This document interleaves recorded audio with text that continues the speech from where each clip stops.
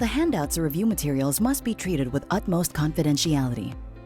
It shall be the responsibility of the person whose name appears therein that the handouts or review materials are not photocopied or in any way reproduced, shared, or lent to any person or disposed in any manner.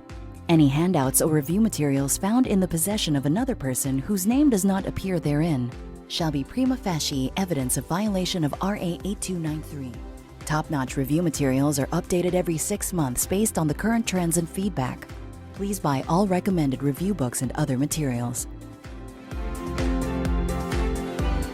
Now we head to internal medicine, the last subject for day 3. Okay, 161. In allergy and immunology, what component of the immune system is deficient among those with Wiskott-Aldrich syndrome? Okay, ang ating Wiskott-Aldrich syndrome is a problem of the T lymphocytes. Therefore, that is the correct answer in this case. So ito guys, is either you know it or you don't know it. Okay? So Wiskott-Aldrich syndrome involves in the impaired survival, migration, and function of your T lymphocytes. So take note of these classifications from Harrison's, yung mga different na deficiencies of the innate and adaptive immune system and the respective conditions. But what I would like you to know here is the mnemonic for Wiskott-Aldrich. Water. WA, Wiskott-Aldrich. Meron siyang thrombocytopenia, meron kang eczema, and meron kang recurrent infections. Still under allergology and immunology, what is the test for chronic granulomatous disease? Now, ano ba ang ating CGD? CGD is a problem of your macrophages. Okay? So think of a problem here or think of a test here para matest mo ang ating mga macrophages. Ang A, hindi. Kasi T and B lymphocyte counts, most likely, ginagamit yan para ma-screen mo ang ating mga lymphocyte deficiencies. So mukhang hindi A ang ating sagot. Mayroon bang involvement ng ating macrophages with antibody levels? Mukhang hindi. It's more of a problem of B cell or plasma cell deficiency. So tanggal lang ang B sa ating option. How about D? Ang ating CH50 is for testing complement deficiency problems. So mukhang malabo ang D. So by add man out, C is the correct answer here. And true enough, your nitro-blue tetrazolium test and your dihydrorhodamine fluorescence test are used to assess ROS production of your PMNs. Okay, so yan ang ating concept na important here. So these are the different tests that you can perform to diagnose primary immunodeficiency syndromes. 163, under infectious diseases, what is the average incubation period of rabies virus? So it's a recall question. Correct answer is B, 20 to 90 days. Okay, so we have your table from Harrison's. Take note guys, ganun katagal ang ating incubation period. Pero take note na meron ka munang prodromal features bago ka magkaroon ng neuro problems. Can last from 2 to 10 days. Having fever, having paresthesias and pain at the site of the wound. Now, kapag ikaw ay nagkaroon ng neurological manifestations, there's no turning back anymore. Hindi nagagana ang ating mga vaccines. And take note na meron kang dalawang types of neuro problem. Can be encephalitic or paralytic. Pag encephalitic, it's more of agitation problems. Pag paralytic, you are having flaccid paralysis. Eventually, after passing through this phase, will lead to coma or death. 164. You have a patient at the ER presenting with trismus, okay, having a lactio. Trismus or having a lactio. On PE, meron kang nakitang non-healing wound on his left sole from a nail puncture.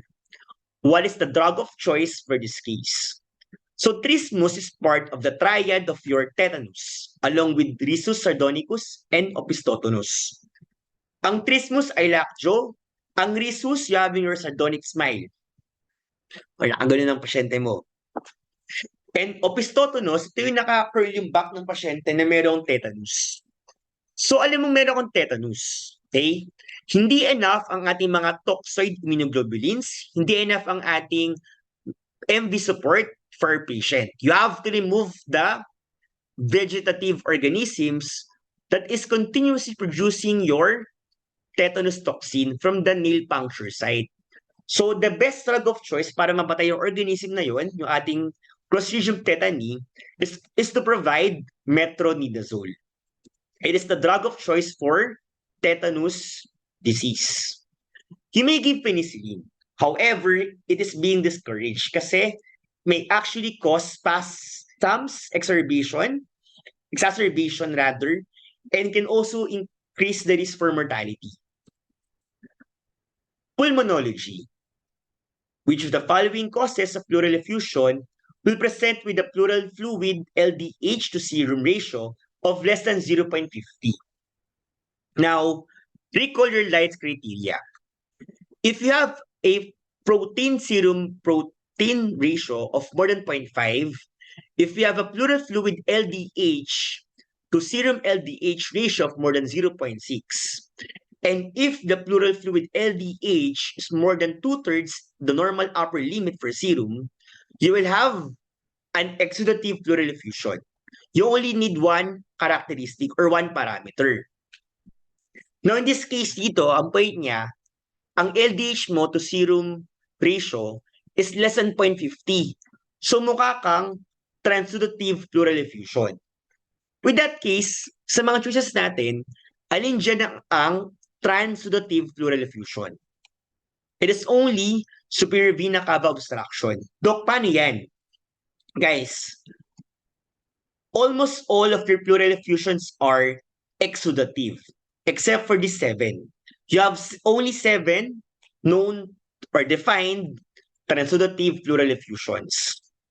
Heart failure, cirrhosis, nephrotic syndrome, from peritoneal dialysis, from SVC obstruction, myxedema, and urinothorax. To aid in memorizing them, always think of this following mnemonic. Think of one heart condition, your heart failure. Think of one liver condition, cirrhosis. Think of 3 conditions of the kidney, nephrotic syndrome, peritoneal dialysis, urinothorax. And the other 2 involves your myxedema and SVC syndrome. So you only have 7 causes of transudative pleural effusions. 166.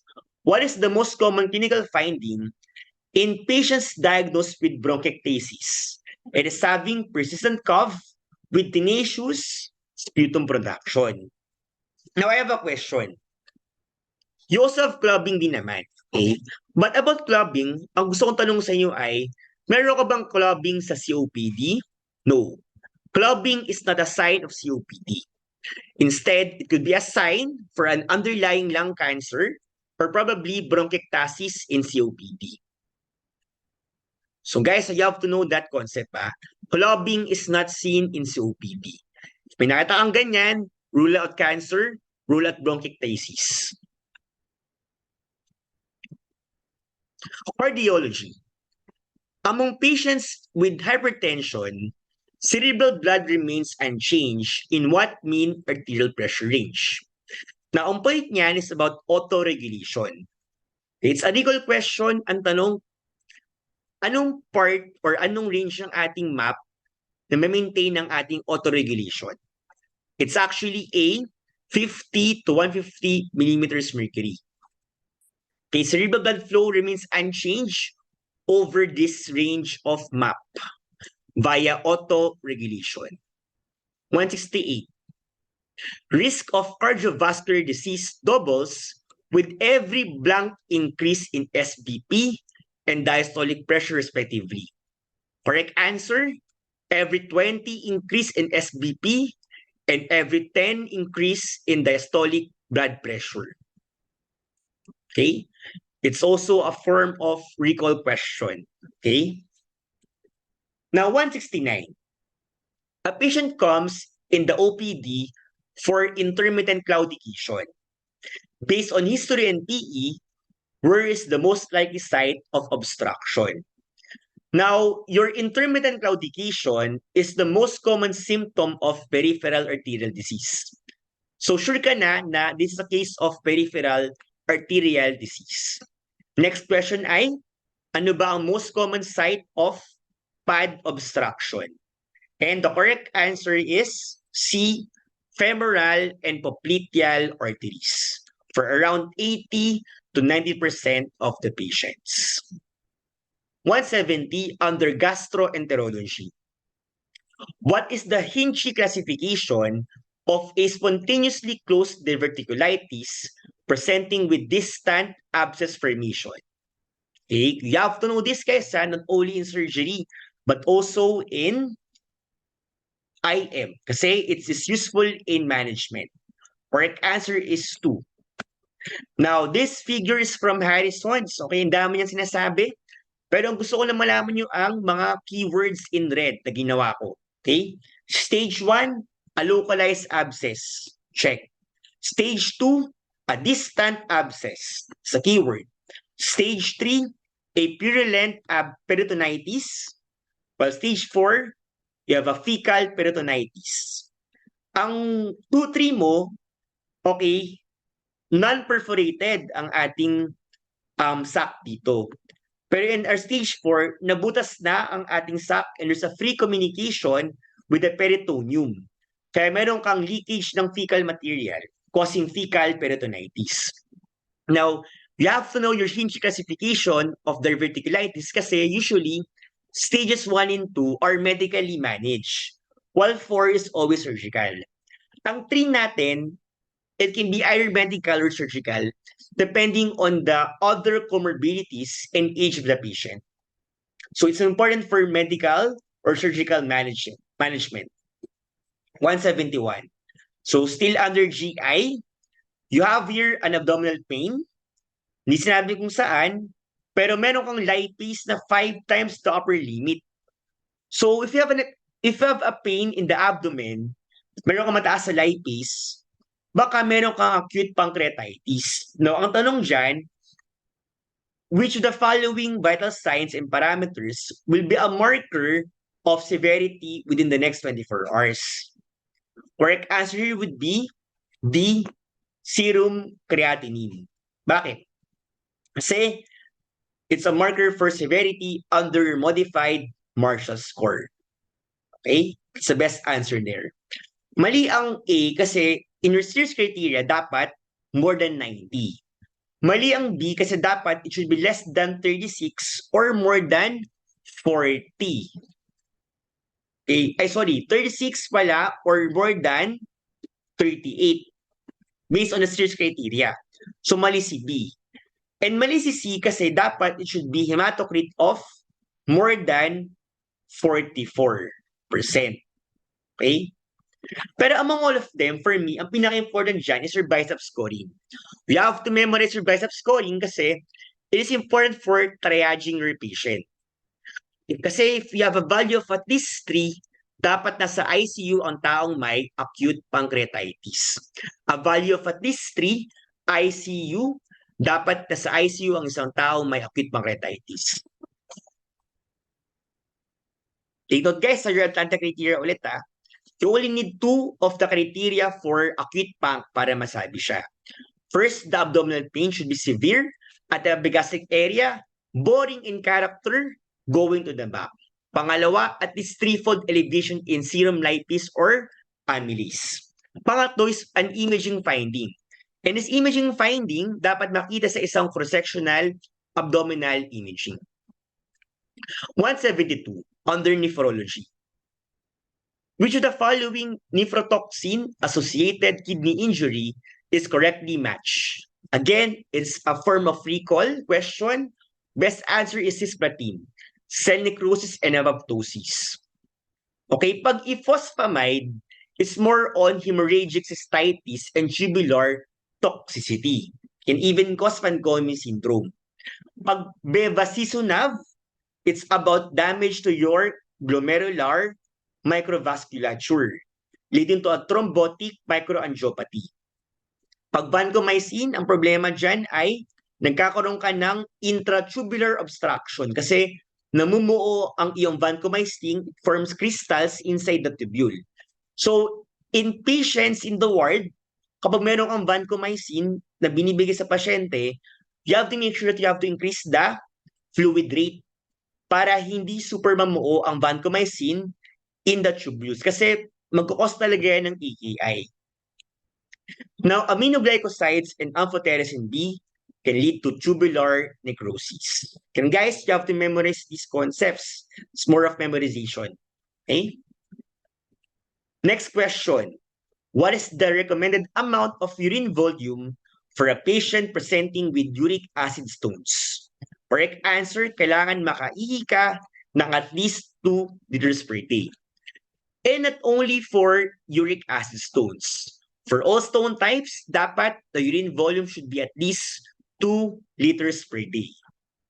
Okay? Take note of this concept in nephrology. 174. You have a patient having proptosis, palpitations, tremors, and a diffuse goiter. Mukha siyang case of Graves' disease, right? Na merong primary hyperthyroidism. Now, her lab test showed suppressed TSH, pero normal lang ating FT4 level. What is the next best step in the diagnosis? Now, to complete the diagnosis, you should, of course, perform a free T3. Kasi baka siya ay isang form ng T3 toxicosis. Okay? And based sa ating algorithm, in those having hyperthyroidism, if ang lumabas ay low TSH and normal na free T4, okay, ang next step is to really perform the measurement of a free T3. If it is high, it's a form of T3 toxicosis. If normal siya, ang tawag dyan ay subclinical hyperthyroidism.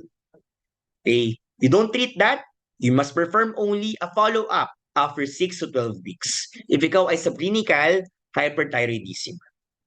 For number 175, in endocrinology, which of the following protective mechanisms is considered the primary glucose counter-regulatory factor when CBG reaches 65 to 70 mg per deciliter? Best answer is B, increase in glucagon secretion. Now, these are the different defense mechanisms in hypoglycemic episodes. So, take note of their roles here. Okay? Ang first defense mo against hypoglycemia is to decrease insulin. Ang second defense mo against hypoglycemia is to increase glucagon. While the third defense against hypoglycemia is to increase epinephrine. Pag ang usapan ay primary glucose regulatory factor, that is the decrease in insulin. But such as in our case, ang tanong ay primary glucose counter regulatory factor, that is your increase in glucagon levels. Hence, B is the correct answer in our question. 176. Which statement best describes iron storage in humans? Okay? Correct answer is B. Ferritin levels of less than 15 micrograms per liter are diagnostic of depleted iron stores. Because in A, actually, iba ang levels ng ating serum ferritin in the body. Okay? Kapag babae, it's around 30 micrograms per liter. Kapag lalaki, it's around 100 micrograms per liter. And moreover, iron deficiency is actually diagnosed or actually associated with a TSAT of less than 10% according to 21st Harrison's Principles of Internal Medicine. Okay, 21st edition. Should be less than 10%. Now, C, parang medyo tama. Pero actually, dapat apoferritin binds to the free ferrous iron and stores it in the ferric state. Remember guys, apoferritin, okay, to become the ferric state siya kapag naging ferritin siya. So una, it binds the free ferrous iron and stores it in the ferric state. Again, the storage form of iron is in the ferric state. 177. In medical oncology, a patient with Burkitt's lymphoma will undergo chemotherapy. Which factors below will predispose him to develop hypocalcemia, hyperkalemia, hyperphosphatemia, and hyperuricemia following treatment? Now, ano ba yung apat na yan? They form a tetrad known as your tumor lysis syndrome. Recall guys you have hypocalcemia, hyperkalemia, hyperphosphatemia, and hyperuricemia. Yung tatlong to, lahat hyper. Ang hypo lang is your calcium, hypocalcemia. Now, para malaman mo if you have a increased risk rather for having tumor lysis syndrome, pwede ka magpa-test ng lactate dehydrogenase. Okay? It's a good marker if you'll have a strong risk factor for having tumor lysis syndrome. Now, you can also perform serum creatinine, but ang point niya is to assess the levels of your kidney status. Kasi hyperuricemia can lead to urate nephropathy, leading to acute kidney injury. So usually, you may perform creatinine test as well when testing for tumor lysis syndrome. Now, besides your lactate dehydrogenase, hyperuricemia is also a factor for total tumor burden, which is correlating to a risk for TLS. So in some patients, in some ginagawa nila, if mataas ang uric acid na ng pasyente with a known tumor, minsan they start with TLS prophylaxis already. So just giving a patient uric lowering therapy drugs, including febuxostat. 178 in neurology. A patient is diagnosed with ischemic stroke of the right MCA and he will undergo thrombolysis. Upon review of the checklist, which of the following criteria is an absolute contraindication for this procedure? So it's a recall question. The correct answer is dog. Sustained BP of more than 185 over 110 millimeters mercury despite treatment. So here is a contraindication, okay, for your TPA use. So, ang major surgery dapat in the last 14 days. Ang GI bleeding ay dapat in the preceding 21 days.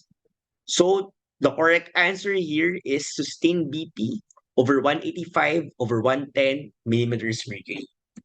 179. What is the recommended dose of acetaminophen or paracetamol for those having pain from osteoarthritis? Again, it's a recall question. It's 1 gram thrice daily. Okay?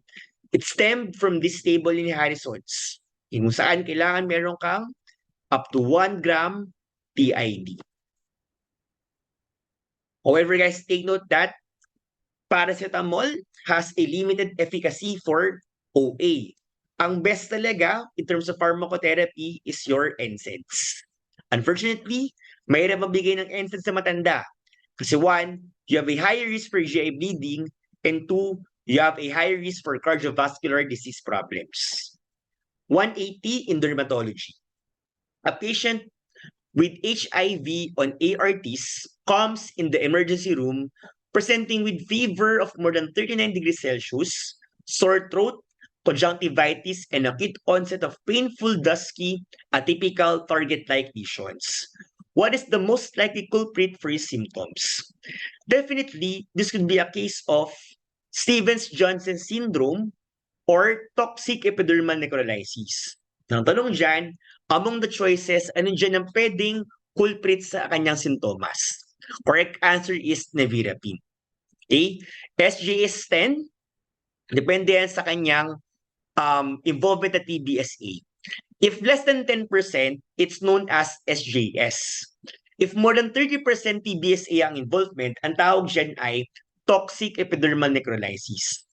Pag ang TBSA involvement ay between 10 to 30%, ang tawag ay SJS10 overlap. Okay? Some pearls in SJS10, for rapid diagnosis, you may perform frozen section of the skin biopsy. There's no consensus on effective treatment, pero ang cornerstone niya in management is one, early diagnosis. Pangalawa, immediate discontinuation of the suspected drug causing SJS-10. And third, providing meticulous supportive therapy in an ICU or burn unit.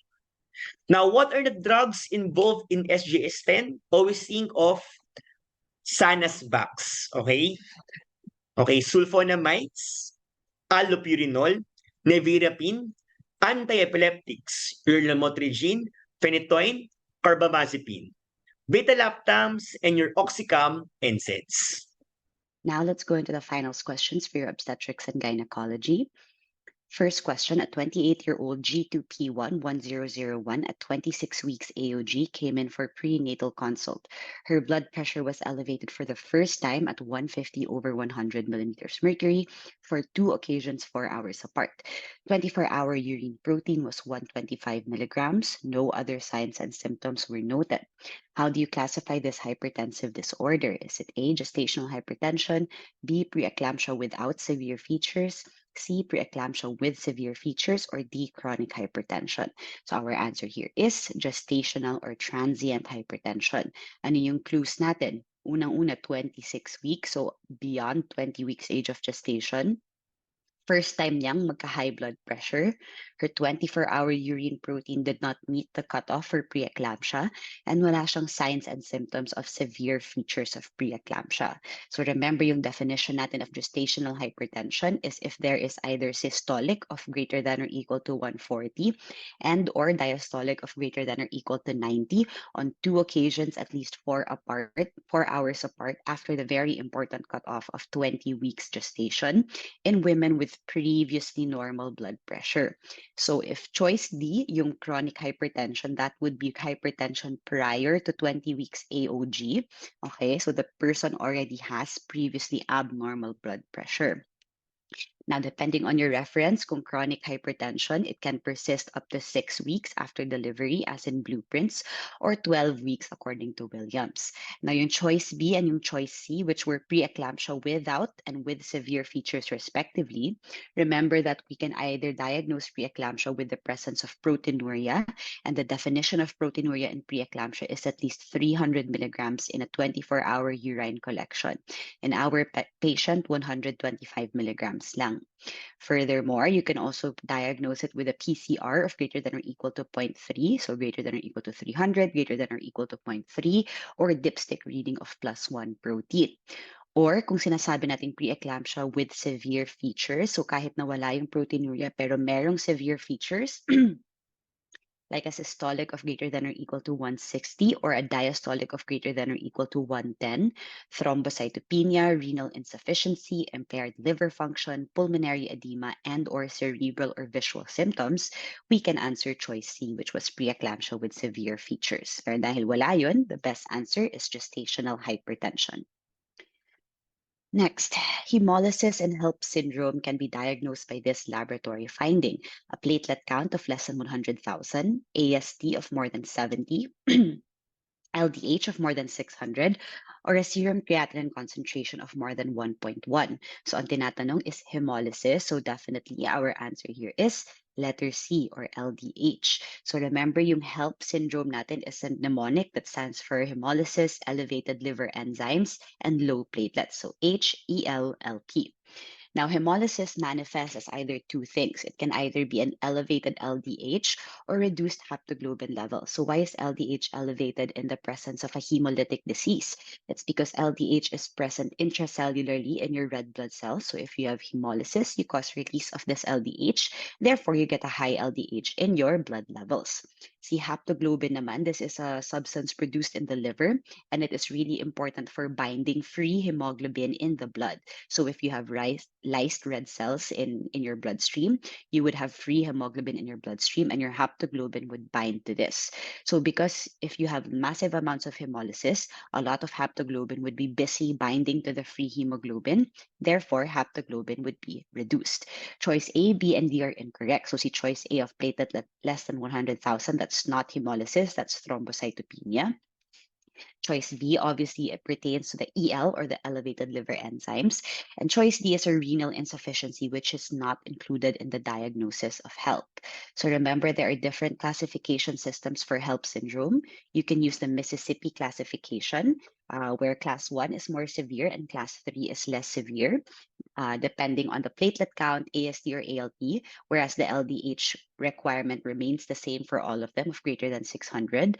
Or you can use a Tennessee classification, which differentiates it into complete HELP syndrome or just partial HELP syndrome. So kung partial, you have severe preeclampsia with any of the following. So pwedeng elevated liver enzymes and low platelet lang, or hemolysis and elevated liver enzymes lang, or isa lang, either elevated liver enzymes or low platelet count.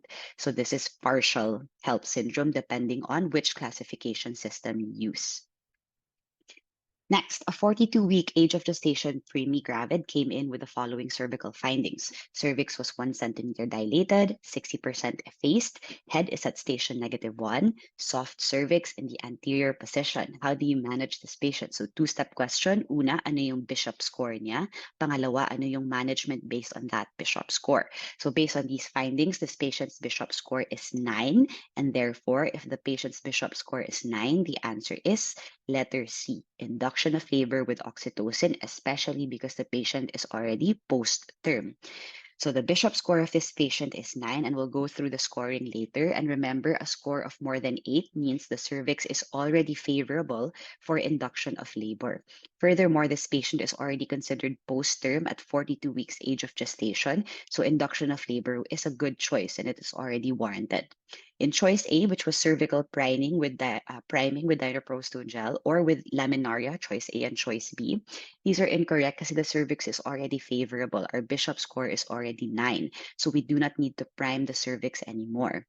Methergine, which is sometimes also used in the induction of labor, is not a first-line agent because it can cause tachysystoly of your uterine muscles. So remember the Bishop scoring. So we have dilation, effacement, station, consistency, and position. You can score it from 0, 1, 2, or 3. So my thing for the boards was I would just remember one number in each of the categories and then i-guess ko na lang yung range between the different scoring. So let's score this patient. So the patient was 1 centimeter dilated, so a score of 1 for dilatation. The patient's cervix was soft, so consistency of soft, 60% effaced, so 2 points. Station was -1, 2 points. Consistency soft, anterior position of the cervix. So 2, 4, 6, 8 plus 1, that is a score of 9. So remember, Bishop score of over 8 means the cervix is already favorable for spontaneous and induced labor. This patient was 42 weeks AOG, so therefore post-term na yung kanyang pregnancy. And the complications of pregnancy increase during post-term pregnancies. Therefore, the management, we usually do a non-stress test. And if it is non-reassuring, we can do an induction of labor, or we can just choose to do it electively at 41 weeks AOG. Sorry. Hugo. Right. Sorry about that. Next question. A T sign on ultrasound of a twin pregnancy indicates that the pregnancy is A, B, C, or D. So our answer here is letter A, monochorionic diamnionic. Okay, so monochorionic pregnancies, ibig sabihin mono, isang chorionic or isang placenta, dalawa, amniotic, dalawang amniotic sacs. So let's go through multifetal pregnancies and how they occur before I go into this rationale para you'll understand it a bit better. So multifetal pregnancy, remember, you have a monozygote and then they undergo division. And because it undergoes division, you end up having 2 children or a multifetal pregnancy.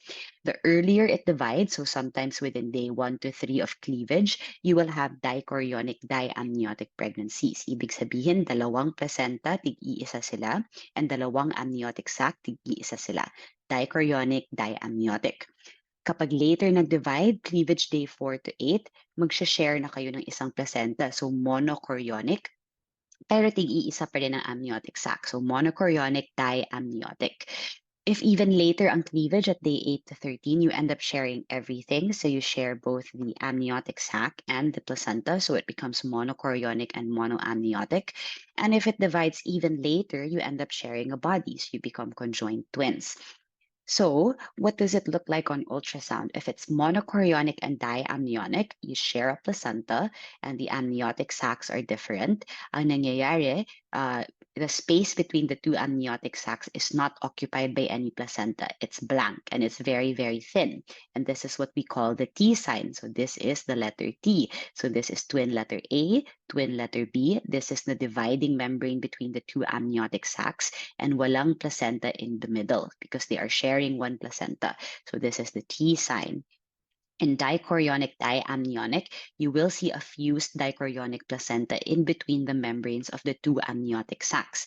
And so, mas mataba yung peak niya. So it looks like a twin peak or a lambda sign. So this is what they call the lambda sign or the twin peak sign.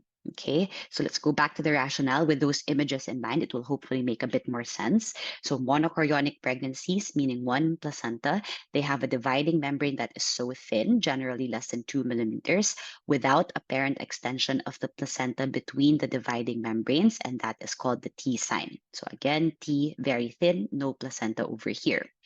Dichorionic monoamnionic doesn't exist. It is only monoamnionic dichorionic. Monochorionic diamnionic. Kapag dichorionic diamnionic pregnancy, it would show as a twin peak or a lambda sign.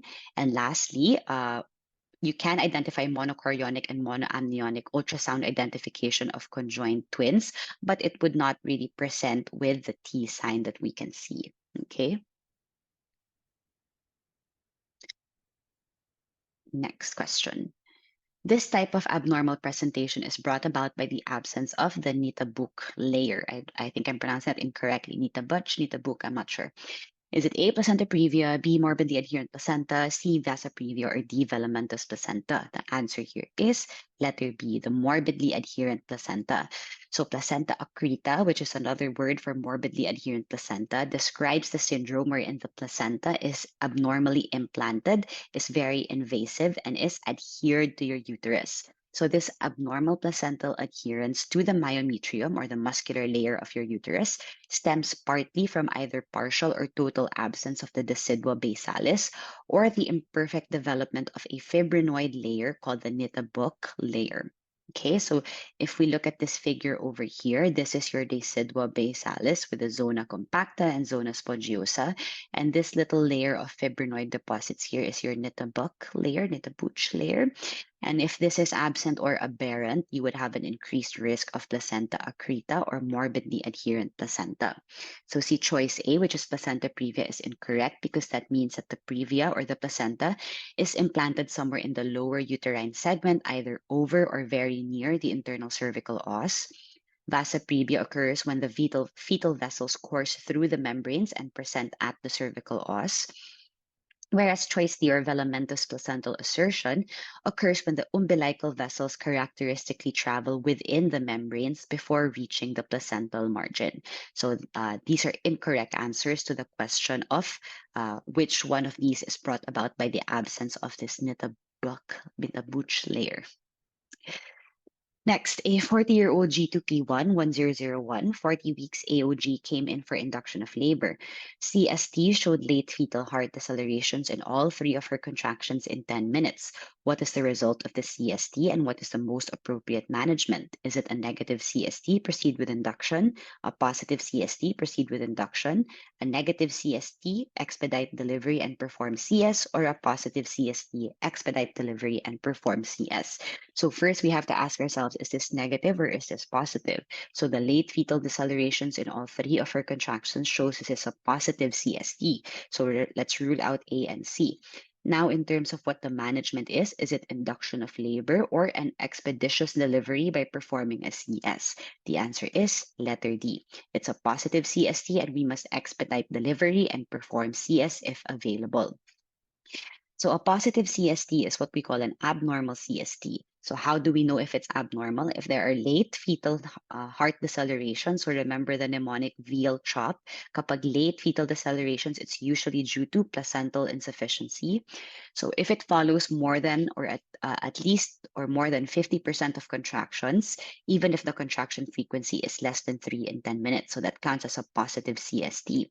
So this might mean the baby is unable to tolerate the stress of labor contractions. Therefore, induction of labor is not appropriate. We would want to expedite delivery through cesarean section. So ano ba yung OCT or CST? It's your oxytocin challenge test or your contraction stress test, which we obtain by getting at least 3 contractions in 10 minutes, and then we analyze the fetal heart rate tracing during that time.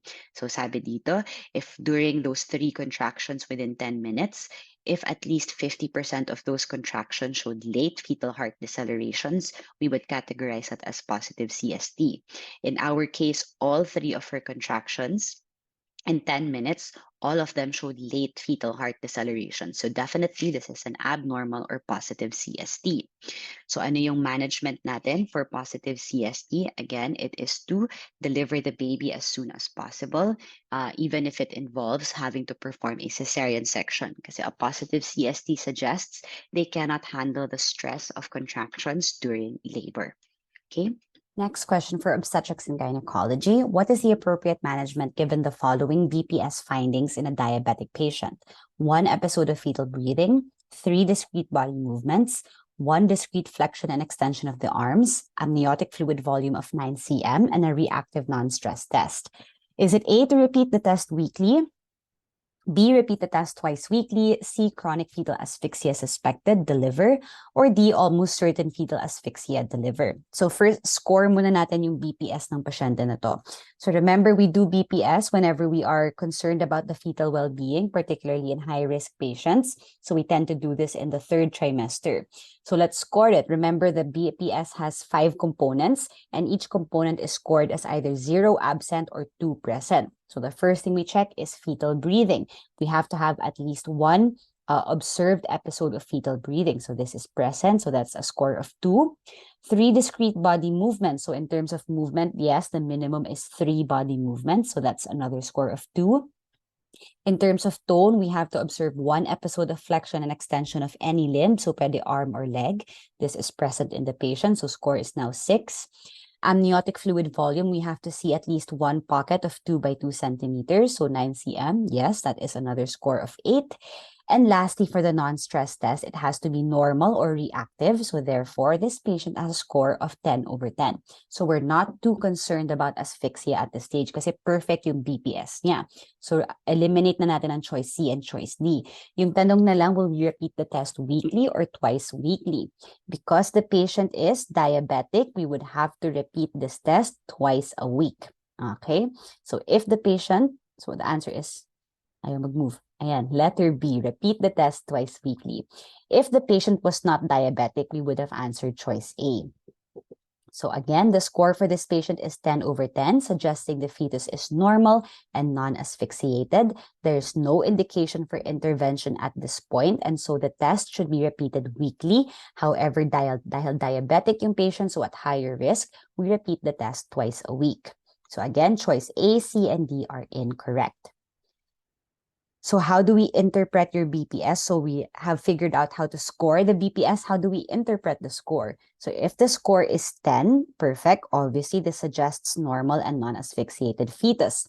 Now, if the score is 8, pwede siyang 8 over 10 or 8 over 8. 8 over 8 if you did not do the non-stress test. 8 over 10, now it depends. Was it the amniotic fluid volume na abnormal? Kasi as long as normal yung amniotic fluid volume, even with a score of 8 over 10, so for example, siguro walang tone or walang movement, this is still interpreted as a normal, non-asphyxiated fetus. So again, no indication for intervention, just repeat testing as per protocol. So weekly in normal patients or twice a week in diabetics. Kung 8 over 10 pero yung score na 0 siya ay through the amniotic fluid volume, that should raise alarm bells because that would suggest chronic fetal asphyxia. So AFB ang iyong determinant, in which case you would deliver. If the score is 6, that is possible fetal asphyxia. So again, whenever abnormal ang amniotic fluid volume in a score of 8 or 6, deliver the baby. If normal naman yung fluid at greater than 36 weeks of gestation, the cervix is favorable, we can also do delivery or induction of labor. If the repeat test, so let's say 6, nag-repeat ka ng test kasi you just want to make sure na tama yung nakuha mong score, is still less than or equal to 6, don't hesitate to deliver. If the repeat test is over 6 naman, observe and repeat per protocol. So depending kung alin dito yung score niya. If 4, definitely we should be concerned that is probable fetal asphyxia. We would repeat testing on the same day. And if the score is less than or equal to 6, we would deliver. If 0 to 2, almost certain fetal asphyxia, wala nang repeat testing, wala nang checking for the amniotic fluid volume or whatever, just deliver the baby. Okay? Next, upon delivery of the placenta, the midwife noticed a bluish mass visible at the introitus associated with profuse bleeding. Uterine fundus could not be palpated in the abdomen. How will you manage this patient? A, by manual uterine compression, B, manual replacement of the uterus, C, a B-Lynch procedure, or D, subtotal hysterectomy. Our answer here is letter B. So ano ba yung nangyari? So what we have is a case of uterine inversion. So siguro hindi tayo nagbigay ng proper counter traction when pulling on the placenta. So remember, the placenta is attached to your uterine wall. So kapag hinila mo siya without proper counter traction, you can cause inversion of the uterus. So literally, lalabas yung uterus throughout the cervical os, and sometimes in more severe cases like this one, lalabas siya through the vagina. So it's present at the introitus. So the treatment would be literally to replace and punch it back into the pelvis under general anesthesia.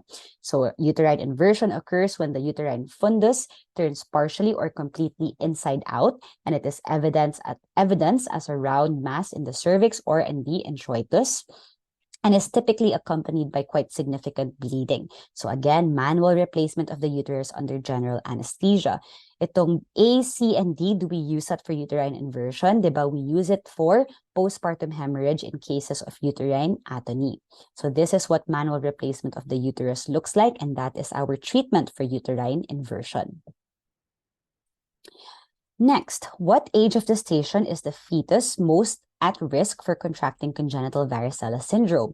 Is it A, before 13 weeks, B, at 13 and 20 weeks, C, after 20 weeks, or D, 5 days before and up to 2 days after delivery? Our answer here is letter B, at 13 and 20 weeks. So actually 13 to 20 weeks. Okay, so congenital varicella syndrome, this is usually contracted by fetuses wherein the woman contracted varicella during the first half of pregnancy. So congenital varicella syndrome is characterized by your chorioretinitis, microophthalmia, cerebral cortical atrophy, growth restriction, hydronephrosis, limb hypoplasia, and cicatricial skin lesions, or the scarring skin lesions. The highest risk, so risk of 2%, happens when the mother has the infection between 13 and 20 weeks age of gestation. See choice A, which was before 13 weeks, according to blueprints, the risk is only 0.4%, so lower than when you contract it between 13 and 20%. Beyond 20 weeks, there is no evidence of congenital varicella. Instead, what you can get is neonatal varicella. So hindi na siya congenital varicella syndrome, it will become neonatal varicella infection. Choice D, yung 5 days before and up to 2 days after delivery, that is an answer for a different question. So what question would you answer that time span for? So this is the period of clinical evidence of maternal varicella in which we can give VZIG to the neonate. Okay, so this means if the mother contracted varicella 5 days before and up to 2 days after delivery, then we are that is good evidence for us to give immunoglobulin against varicella zoster to the neonate. So this is your congenital varicella syndrome from blueprints. It can be transmitted vertically or from reactivation of the VZV in utero. There would be cerebral atrophy, quite severe mental retardation, growth restriction, and limb hypoplasia. Okay. Next, at what AOG should the patient with suspected placenta increta be scheduled for delivery? 37, 33, 34, or 38 weeks. Remember, in placenta increta, there is an invasion and extension of the placenta into the myometrium. Our answer here, according to blueprints, should be 34 weeks. So back at 34 weeks. At 34 weeks, according to blueprints, we should be planning for a total abdominal hysterectomy at the time of the cesarean section. And at the time of the cesarean section and the hysterectomy, the placenta should be left in place because there is evidence that attempts to detach the placenta will result in a massive hemorrhage. So we should schedule the delivery at approximately 34 weeks of gestation, given the ability of most large centers to handle neonatal complications at that gestational age. So dahil madaming risk for hemorrhage, you should involve your other backup colleagues, your urology, urogynecology, and gyne-uro or gyne-onco, and be prepared for possible blood transfusion. So bakit hindi pwede si 37 and si 38 weeks, si A and si D? That is because they found that after 36 weeks age of gestation, there is a much higher risk of bleeding and hemorrhage. This should be choice B, okay? Choice B, which is 33 weeks, is too early. 34 weeks yung ating Goldilocks spot. However, if the patient presents with significant bleeding and meron siyang placenta increta, it is imperative to deliver regardless of the age of gestation.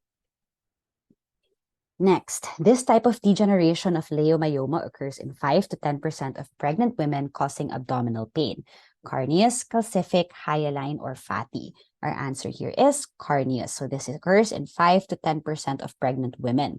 So what happens in carneous degeneration? Essentially, sobrang rapid ng tumor growth mo, hindi na makakip up ang blood vessels or blood supply. So the tumor outgrows its blood supply and you get red degeneration and necrosis. And the buzzword here is it occurs in pregnant women, in 5 to 10% of pregnant women, causing severe pain and peritoneal irritation. See, calcific degeneration happens in about 10% of patients, and from the name itself is due to the deposition of calcium phosphates and carbonates, also brought about by ischemic necrosis and diminished blood supply. Pero si carneous, parang carne, it looks red. Si calcific, it looks calcified. Hyaline degeneration is just connective tissue, and it is the most common, 65%, and also the mildest form of degeneration. And fatty degeneration is from adipose metaplasia in myxomas. Okay. Next, elevated level of this gonadotropin during molar pregnancies stimulates formation of theca-lutein cysts. A, luteinizing hormone, B, follicle-stimulating hormone, C, GnRH, or D, HCG. So wag malito sa lutein cyst, the answer is not LH, the answer is your HCG. Ang clue mo naman dito ay molar pregnancies. Remember, in molar pregnancies, we tend to get very, very high levels of HCG. So your theca-lutein cysts result from abnormally high beta HCG. So this can be from a molar pregnancy, from a choriocarcinoma, or from ovulation induction therapy where you give exogenous beta HCG, or even from multifetal pregnancies. Si choice A, LH, and si choice B, FSH are incorrect. So they are essential in the menstrual cycle. They do not contribute to the theca-lutein cysts. Si elevated LH, where do we find that? We find that in your PCOS. And si elevated FSH, we find that in your menopausal patients or patients with premature ovarian failure. Si GnRH, or gonadotropin releasing hormone, is not a gonadotropin. LH and FSH are gonadotropins. GnRH is what is released by the hypothalamus for your anterior pituitary to release LH and FSH. So it's important that we know or that we remember the functional cysts of the ovaries because they arise from the normal physiologic functioning of the ovaries. Most common is your follicular cyst. So literally, diba, during ovulation, you will first have a dominant follicle. That dominant follicle will grow and it has to rupture to release the egg. If the follicle does not rupture and it stays there and it gets bigger and bigger, it can turn into a follicular cyst. So this is benign. It looks translucent and thin-walled with clear, watery to straw-colored fluid. It is usually quite small. Most of them will resolve spontaneously, and if you ultrasound it, it will look unilateral, simple, and unilocular in structure. So literally, parang simple cyst lang siya. Si corpus luteum cyst naman, this occurs during the luteal phase, so as the name suggests, which is the phase after ovulation. So remember, the corpus luteum produces progesterone. If you are not pregnant, if after ovulation hindi na fertilize yung egg mo, the corpus luteum cyst should regress because it produces progesterone in an attempt to support early pregnancy. So kung wala ka namang pregnancy, it should regress. Failure of the corpus luteum to regress during the luteal phase will cause a corpus luteum cyst. And if very large, it can cause what we call the Halban triad, so spotting with delay in menses because of the continued production of progesterone, unilateral pelvic pain, and small tender adnexal mass. So it can be smooth or red to brown. However, you do have to note that there is a risk of hemorrhage with corpus luteum cysts, so there is potential for bleeding. They tend to be larger compared to your follicular cysts, but they also look simple and unilateral. Si theca lutein mo naman is usually bilateral. So again, it is from prolonged or excessive stimulation, either from endogenous HCG, which you see in molar pregnancies and choriocarcinoma, or exogenous HCG, which you see in ovulation induction therapy. So because you have so much beta HCG, you get follicular overstimulation bilaterally. So the ovaries are usually massive. It is honeycomb appearance with straw-colored fluid, and on ultrasound, hindi siya mukhang simple cyst. It will look partially solid or partially cystic and multicystic, and it will be bilateral usually. Okay, so remember, si theca cells mo, they are the cells of your ovaries that produce the androgens, and then it's your granulosa cells that convert this androgen to your estrogens. Next, a 53-year-old G5P5 who has been menopausal for 2 years is consulting because of vaginal spotting. No other symptoms were noted. Transvaginal ultrasound showed an endometrium thickened at 0.5 centimeters. What is the next step in the diagnosis for this case? Endometrial biopsy, extrafascial hysterectomy, start on menopausal hormone therapy, or expectant management. So ano yung mga keywords natin dito? The patient has been menopausal for 2 years, so meron siyang postmenopausal bleeding or spotting. Another thing to note is the thickness of the endometrium on ultrasound. Are we happy with 0.5 centimeters in a postmenopausal woman? Diba hindi tayo comfortable with that thickness? So we would want to do letter A, an endometrial biopsy. Ang cutoff natin for postmenopausal women, we want their endometrial stripe to be thin and less than or equal to 4 millimeters or 0.4 centimeters.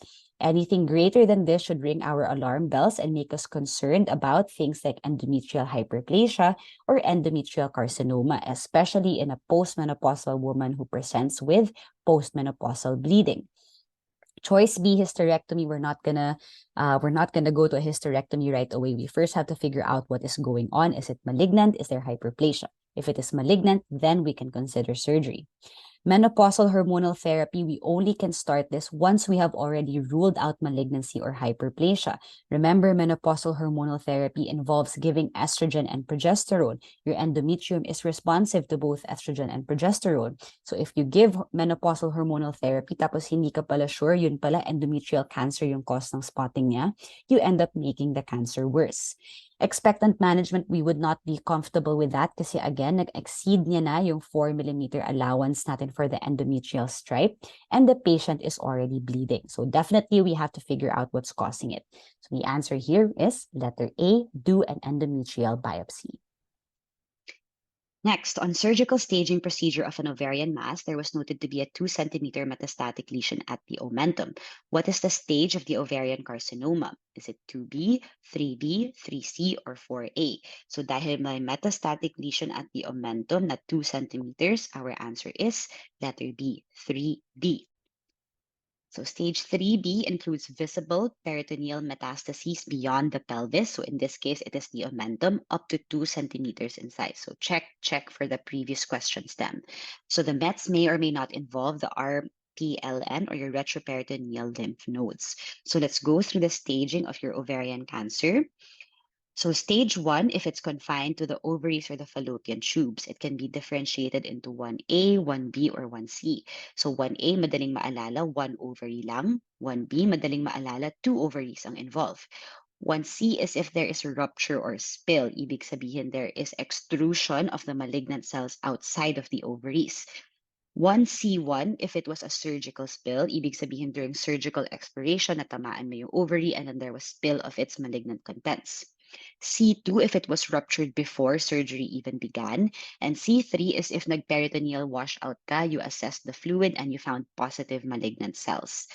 Stage 2 naman is if either one or two ovaries or fallopian tube pero meron ding pelvic extension. So it has to be below the pelvic brim in the true pelvis or primary peritoneal cancer. So 2A if there is implants on the uterus, fallopian tube, or your ovaries. 2B if there is extension to your pelvic intraperitoneal tissues. Stage 3 naman if you have the features of stage 2 plus spread to peritoneum outside the pelvis and or mets to the retroperitoneal lymph nodes. So this includes your retroperitoneal lymph nodes and microscopic extrapelvic peritoneal cells. So that is your 3A. Kung 3B naman, there is visible peritoneal mets beyond the pelvis up to 2 centimeters. So this is the case for our patient. Meron na sa omentum and it is beyond the pelvis up to 2 centimeters. Kung 3C naman, there is visible peritoneal mets beyond the pelvis pero they are greater than 2 centimeters. So 2 centimeters yung cutoff natin. If it's stage 4, it's distant metastases. So stage 4A if may pleural effusion, and stage 4B if may parenchymal mets or mets to extra-abdominal organs, so outside of the abdomen, including your inguinal lymph nodes. So if may nakita kang inguinal lymph nodes, don't be fooled na dahil sa pelvic area siya, you would think na baka low stage. If it's inguinal lymph nodes, suspect stage 4B. Okay? Next question. Until what stage of cervical carcinoma can hysterectomy be offered? 1A2, 2B, 2A2, or 3B?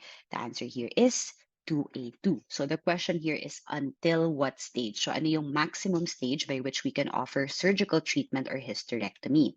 The answer is 2A2. So remember, the mainstay treatment of cervical carcinoma starting from stage 1B1 to 4B is really concurrent chemoradiation. However, up to stage 2A2, so maximum 2A2, we can also offer surgical therapy like hysterectomy. So you can also offer it to choice A or stage 1A2.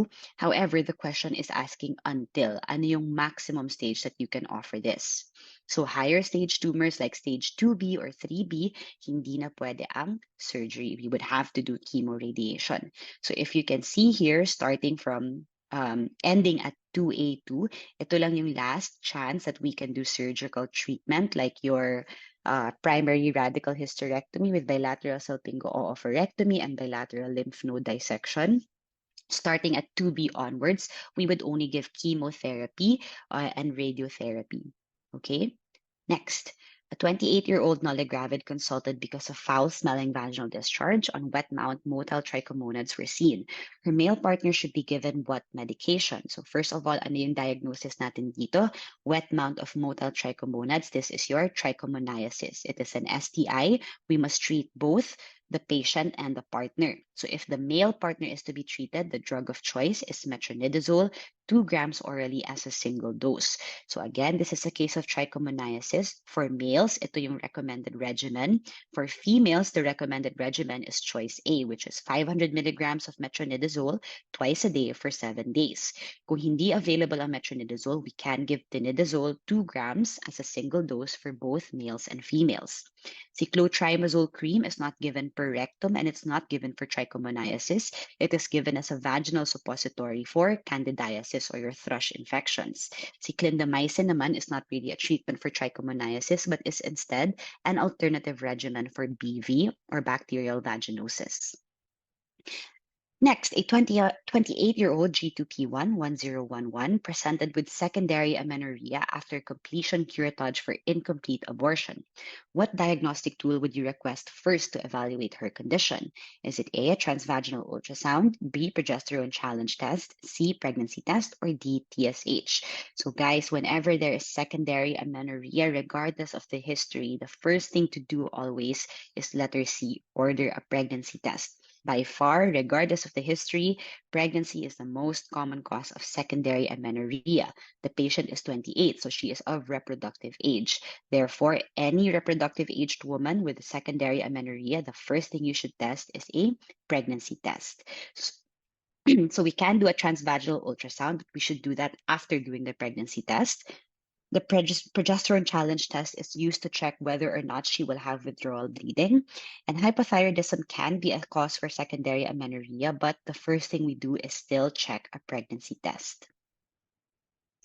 What is the mechanism of action of the most effective emergency contraception? A, it is a spermicide. It impedes sperm transport and viability in the cervical mucus. It inhibits ovulation. It prevents rise in FSH, or it prevents sperm from entering the vaginal canal. So una-una, what is the most effective emergency contraception? Emergency contraception means nangyari na ang unprotected sexual intercourse, or UPSI, and you want to prevent pregnancy. The answer here is your copper IUD. Therefore, ano yung mechanism of action ng copper IUD? That is letter A. It is a spermicide. It impedes sperm transport and viability in the cervical mucus. Remember, copper IUD is 99% effective. If it is inserted up to 5 days after unprotected intercourse. And what it does is it creates a sterile inflammatory reaction within your uterus, and your uterus becomes very hostile. It impedes sperm transport. It kills the sperm, and it also kills the sperm and reduces its viability in the cervical mucus. See choice B, which is inhibits ovulation. That is the action of your progesterone and your estrogen-based hormonal contraceptives. Choice C, which is prevention of rise in FSH, is the action of your estrogen. And choice D, which is preventing the sperm from entering this vaginal canal, is a function of your barrier methods like your male condom. So the condom is not an emergency contraceptive. Next, this is an absolute contraindication for taking combined oral contraceptive pills. Is it a smoker older than 35 years old, lactating mother, migraine headaches, or sickle cell disease? So absolute contraindication natin is letter A, smoker older than 35 years old. The rest are relative contraindications. So according to blueprints, whenever you give a patient an oral contraceptives, we have to remember that we are increasing their risk for hypercoagulability. So look for comorbidities or features that would make that hypercoagulability even worse. So remember, a patient on OCPs is at increased risk of things like DVTs and PEs. So this would obviously be increased in smokers, especially those above 35 years old. Therefore, it is an absolute contraindication in giving your combined oral contraceptives. So let's go through the absolute and the relative contraindications. So absolute contraindications kung may history of embolus, so either a DVT, a PE, or a stroke, automatic, absolutely contraindicated na. Coronary artery disease and a cerebrovascular accident are also absolute contraindications. Smokers older than 35, breast or endometrial cancer, because remember, some of these cancers are progesterone receptor and estrogen receptor positive. So if you give a drug that contains progesterone or estrogen, you would then promote proliferation of this cancer. So it is an absolute contraindication. Unexplained vaginal bleeding, we have to figure out bakit may vaginal bleeding before giving any hormones.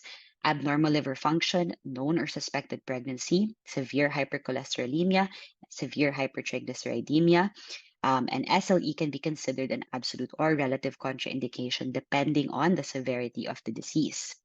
Relative contraindications include uterine fibroids, lactation, diabetes, sickle cell, hepatic disease, hypertension, lupus, again, depending on the severity, age of 40 years and older with a high risk for vascular disease, migraine headaches, seizure disorders, or elective surgery. So migraine headaches, especially if they have auras, are associated with an increased risk of stroke if a patient takes oral contraceptive pills, which is why it is a relative contraindication. Last question for OB. This theory on the etiology of endometriosis best explains endometrial implants found in remote sites. Is it A, or Samson theory, B, or Halban theory, C, metaplasia, or D, iatrogenic? So the answer here is letter B, the Halban theory. So what is the Halban theory? This theory suggests that there is lymphatic and vascular dissemination. So remember, endometriosis, you have implantation of your endometrial tissue outside of the uterus. So it causes symptoms during your cycle. So if it occurs distant from the site or in remote sites very far from the uterus, we would think of lymphovascular dissemination, and this is your Halban theory. So this theory best explains endometrial implants found in remote sites. See, Samson theory is the retrograde menstruation, whereby menstruation, instead of going out of the uterus and into the vagina, goes retrograde. So it goes into the fallopian tubes and into the ovaries. So if the question is what theory is best in explaining things like your chocolate cyst or your ovarian endometriosis involvement, then we would think of your Simpson theory. Kung metaplasia naman, that would be the best theory to explain why it happens in prepubertal girls. Ibig sabihin, they're not menstruating yet. Women with congenital absence of uterus, so wala silang uterus, how are they having endometriosis? And even rarely in men, kasi the metaplasia theory suggests that endometriosis arises from metaplasia or changing of the epithelium into endometrial cells. Iatrogenic would explain if you have endometrial glands found during a surgical procedure. So, for example, in your surgical scar, or if you had abdominal surgery in the incisions, if you find endometrial tissue there, it is likely iatrogenic. So, it was implanted there during a surgical procedure. So, that's it for your OB-GYN questions. Next, we have your pediatrics questions. First question. The step in essential intrapartum newborn care decreases the chance of intraventricular hemorrhage in preterm neonates. Is it immediate drying, skin-to-skin contact, properly timed cord clamping, or non-separation of mother and baby? Our answer here is letter C. So review natin ang EINC, the steps. First step is immediately dry the patient systematically for 30 seconds, starting on the face, then the head, then the trunk, then the back, then the arms, then the legs. So what does it do? It, one, prevents hypothermia, and B, stimulates the baby to cry. Skin-to-skin contact for at least 30 to 60 minutes until after the first full breastfeed. We do this because A, it transfers good bacteria, it promotes thermoregulation or warming of the baby, and it increases breastfeeding success because it promotes secretion of oxytocin in the mother, promoting milk letdown, and also increasing the success of breastfeeding. Properly timed cord clamping, di ba, we have to palpate the cord and feel whenever the pulsation stops, or between 1 to 3 minutes, whichever comes first. So this will prevent anemia and prevent intraventricular hemorrhage in preterm babies. So ito yung sagot sa question kanina. And non-separation of mother and baby also increases breastfeeding success and promotes thermoregulation. Next question. A 2-year-old female consulted due to developmental delay. On history, she was delivered at home by a traditional birth attendant. There was note of prolonged jaundice lasting for 1 month. Upon further investigation, patient was also noted to have a tooth eruption at 15 months old. The following is your most likely diagnosis. So our answer here, choices CAH, PKU, MSUD, or congenital hypothyroidism. Our answer is congenital hypothyroidism, or choice D. Remember, congenital hypothyroidism is one of the most common causes of preventable mental retardation. And the most common cause of congenital hypothyroidism is thyroid dysgenesis, or abnormality of the formation of your thyroid gland. So usually most babies who have congenital hypothyroidism are normal at birth, and that is because may transfer of your maternal thyroid hormones into the baby hormones during birth. Kapag nag-wear off na yung maternal thyroid hormones, this is when the symptoms start to manifest. At birth, usually the only symptom is prolonged physiologic jaundice, which this patient has. The reason patients with congenital hypothyroidism have prolonged physiologic jaundice is because they have delayed maturation of their glucuronide conjugative abilities. So the earliest sign in congenital hypothyroidism is usually prolongation of physiologic jaundice. So if they get a little older and nagwe-wear off na yung maternal thyroid hormones, affected infants will have very little sleep, will have a lot of sleep, so they will be very sleepy. They cry very little. They have poor appetites, and they are generally very sluggish. They will have constipation and cold skin. They will have developmental delay, like in this patient here. They will appear lethargic and are late in learning to sit and stand. So let's go through the other options and why they were incorrect. Choice A, or CAH, again, most common is 21-hydroxylase deficiency. Remember that this would present with your buzzwords of ambiguous genitalia, vomiting, and your electrolyte abnormalities because it is involving the adrenal glands, so your hyponatremia, hyperkalemia, or hypoglycemia. Choice B, or PKU, or your phenylketonuria. So wala tayong buzzwords of musty odor. Remember, in PKU, what happens is you have decreased activity of your phenylalanine hydroxylase, or deficiency of your tetrahydrobiopterin, which is an essential cofactor. So tyrosine then becomes an essential amino acid because of this disease. So usually neurologic ang manifestations, they would have intellectual disabilities and seizures. Other buzzwords you can look for are things like fair complexion or eczema, which was not present in the previous case. And musty odor, another buzzword to look out for. MSUD, which was choice C or maple syrup urine disease, again, wala yung buzzword of maple syrup odor. Furthermore, the manifestations are usually also neurologic. So remember what happens in MSUD, you have decreased degradation of your branched amino acids, your LIV, leucine, isoleucine, and valine. So this causes a buildup of these branched amino acids, and you would have severe central nervous system defects. And usually earlier ang onset ng CNS defects in MSUD. So in this patient, 2-year-old na siya, definitely you would know if the patient had MSUD at a much earlier time. Next, this birth injury is usually associated with forceps or vacuum extraction delivery. There is rupture of emissary veins. It lasts for 2 to 3 weeks and has a potential for developing jaundice. Is it caput succedaneum, cephalhematoma, subgaleal hemorrhage, or epidural hemorrhage? Buzzwords natin, it is associated with jaundice and there is rupture of emissary veins. This is your subgaleal hemorrhage. So let's differentiate your caput, cephalhematoma, and subgaleal. Location ng caput succedaneum mo is at the point of contact, so kung saan may contact sa head ng baby, and it can extend across sutures. So it's like putting on a cap, so it crosses the sutures of the cranium. They are vaguely demarcated. There can be pitting edema that shifts with gravity kasi again, it can extend across sutures. Usually, it resolves within 48 to 72 hours, and there is very minimal blood loss. Cephal hematoma, it occurs over the parietal bones and therefore does not cross the sutures versus your caput. The margins are distinct, and it can resolve over 2 to 3 weeks, so medyo matagal mag-resolve, but there is usually very little blood loss as well. It is very rarely severe blood loss in cephal hematoma. Si subgaleal hemorrhage naman, it is beneath the epicranial aponeurosis, and it can extend largely. It can extend to your orbits, it can extend to the nape, it can extend to the neck. It tends to be progressive after birth, and the volume of blood loss may be massive, especially if there is an associated coagulopathy. This is why subgaleal hemorrhage is associated with jaundice. Remember, if you have massive blood loss, and massive collection of blood there, you would also have massive blood hemolysis. So with the hemolysis, you would have a buildup of bilirubin causing jaundice. So yung jaundice, yung trigger word natin for picking subgaleal hemorrhage. So just review this figure to remember the sites of hemorrhages in the newborn. So si caput, again, it can cross your suture lines.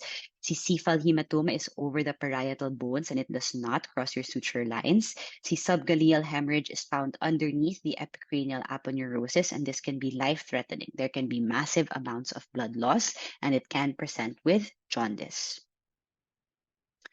This disease is characterized by early onset neonatal distress with prominent grunting. Ground glass opacities with air bronchograms are also seen on chest x-ray.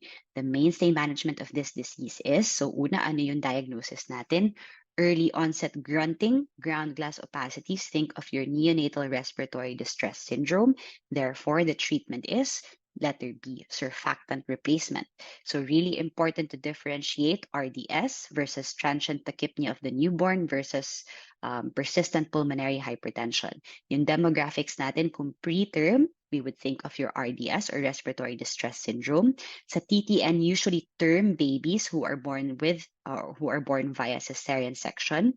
Si persistent pulmonary hypertension are usually post-term babies or babies who had MES or meconium aspiration syndrome. So ano yung buzzword sa radiograph findings of the RDS? Ito yung ground glass opacities and under-aerated lungs. Early onset of grunting, so within minutes, you would have very audible grunting. That's another buzzword for your RDS. Kasi ano nga ba yung pathophysiology behind your RDS? Usually, kung preterm, there is insufficient production of your surfactant, so there is collapse of your airways. So the natural course of RDS is it usually tends to worsen over the next days, and it peaks within 3 days. So how do we treat RDS? Initially, we should prevent it by giving antenatal steroids if we know that the mother is going to deliver prematurely. We would replace surfactant and we would give PEEP or positive end expiration pressure. Si TTN naman or transient tachypnea of the newborn. This is more commonly seen in patients who are born CS and at term. What happens is there is a buildup of fluid in the lungs, and your X-ray would show hyperaerated lungs with very prominent vascular markings. Kapag dineliver kasi yung baby vaginally, they found that pathophysiologically, mas napupush out yung fluid from the lungs into the lymph circulation. However, if born CS, wala itong pressure na ito to push the fluid out of the lungs, which is why it's more common in babies born via cesarean section. So the treatment is usually just supportive. We would give minimal oxygen supplementation, and usually their symptoms improve quite rapidly just with minimal O2 supplementation. So because of the name transient tachypnea of the newborn, usually within 3 days they recover rapidly, and the treatment again is only supportive, just a little bit of oxygen. According to Nelson's, there is no evidence for diuresis in these patients. Ang persistent pulmonary hypertension, as the name suggests, in utero, remember it is normal to have pulmonary hypertension kasi the baby is not breathing through the lungs yet.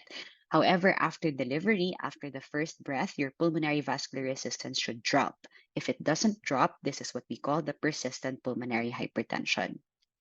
So again, more common in postterm or patients with meconium aspiration. Usually, signs and symptoms occur within the first 12 hours of birth with cyanosis and respiratory distress. The course is usually unpredictable, so we don't know what's going to happen. And the treatment is only supportive or treat the underlying cause. Kung meron mang underlying cause ang persistent pulmonary hypertension. Next, this micronutrients content in breast milk is dependent on the maternal status. It is primarily involved in bone formation, calcium and phosphorus homeostasis. The deceased entity associated with the deficiency of such is called. So una, ano yung micronutrient that is primarily involved in bone formation, calcium and phosphorus homeostasis? That's your vitamin D. So deficiency of vitamin D is called your letter A, rickets. Okay, so remember, vitamin A is responsible for differentiation of your specialized cells. So what are your clinical clues? Things like retinal pigments, bone, tooth, and epithelial development can be abnormal. So vitamin A is 90% bioavailable in breast milk, and prematures are more vulnerable to vitamin A deficiency.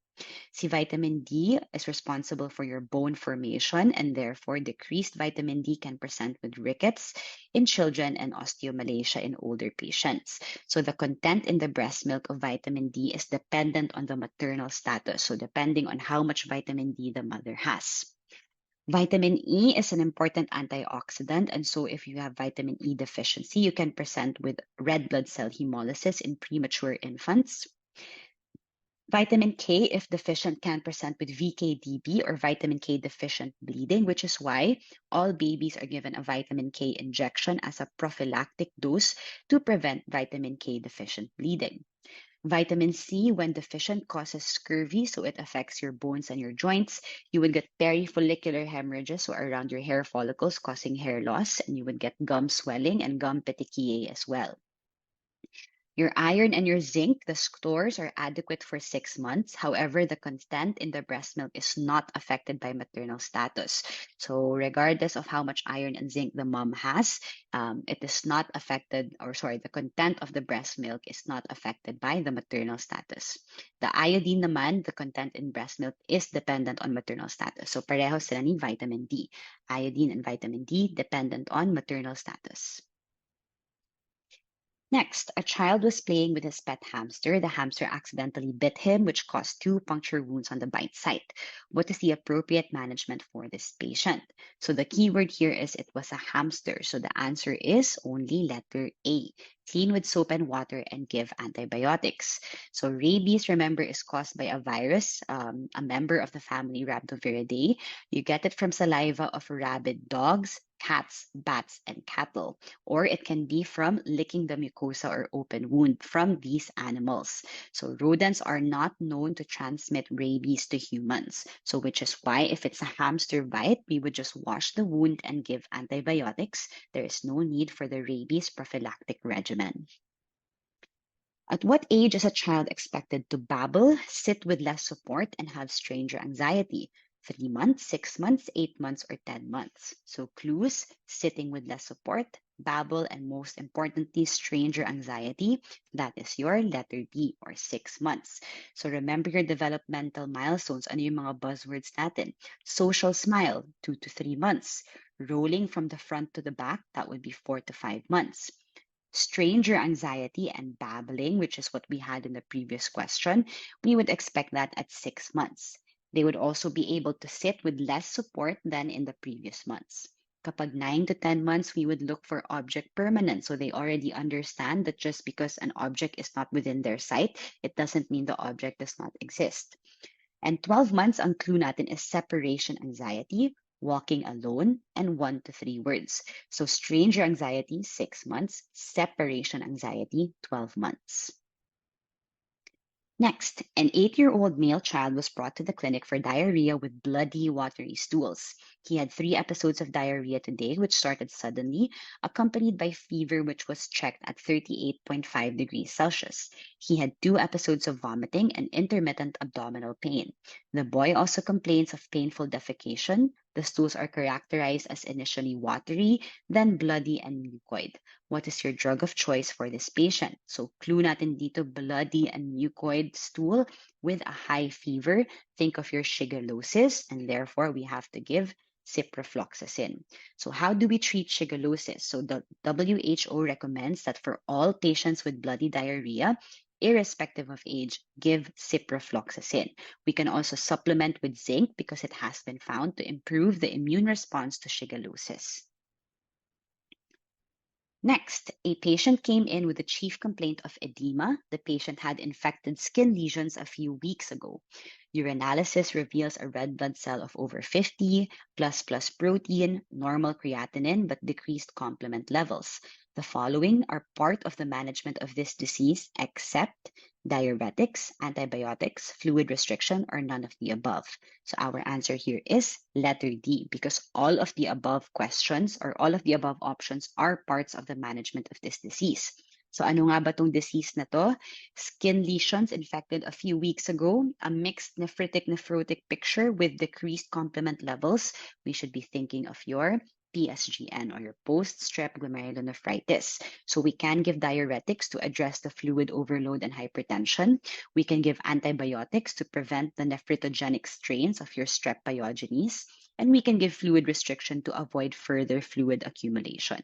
So all of the options are correct in the management. So the answer is letter D, none of the above. Next, a patient is diagnosed with anemia. Peripheral smear shows microcytic and hypochromic red blood cells. TIBC and RDW are elevated. Upon initiation of therapy, when is reticulocytosis expected? 12 hours, 24 hours, 48 hours, or 1 month. So ano ba tong anemia na ito? Microcytic, hypochromic with a high RDW. That is your iron deficiency anemia.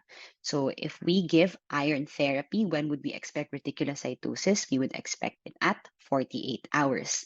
So guys, really important table, response to iron therapy.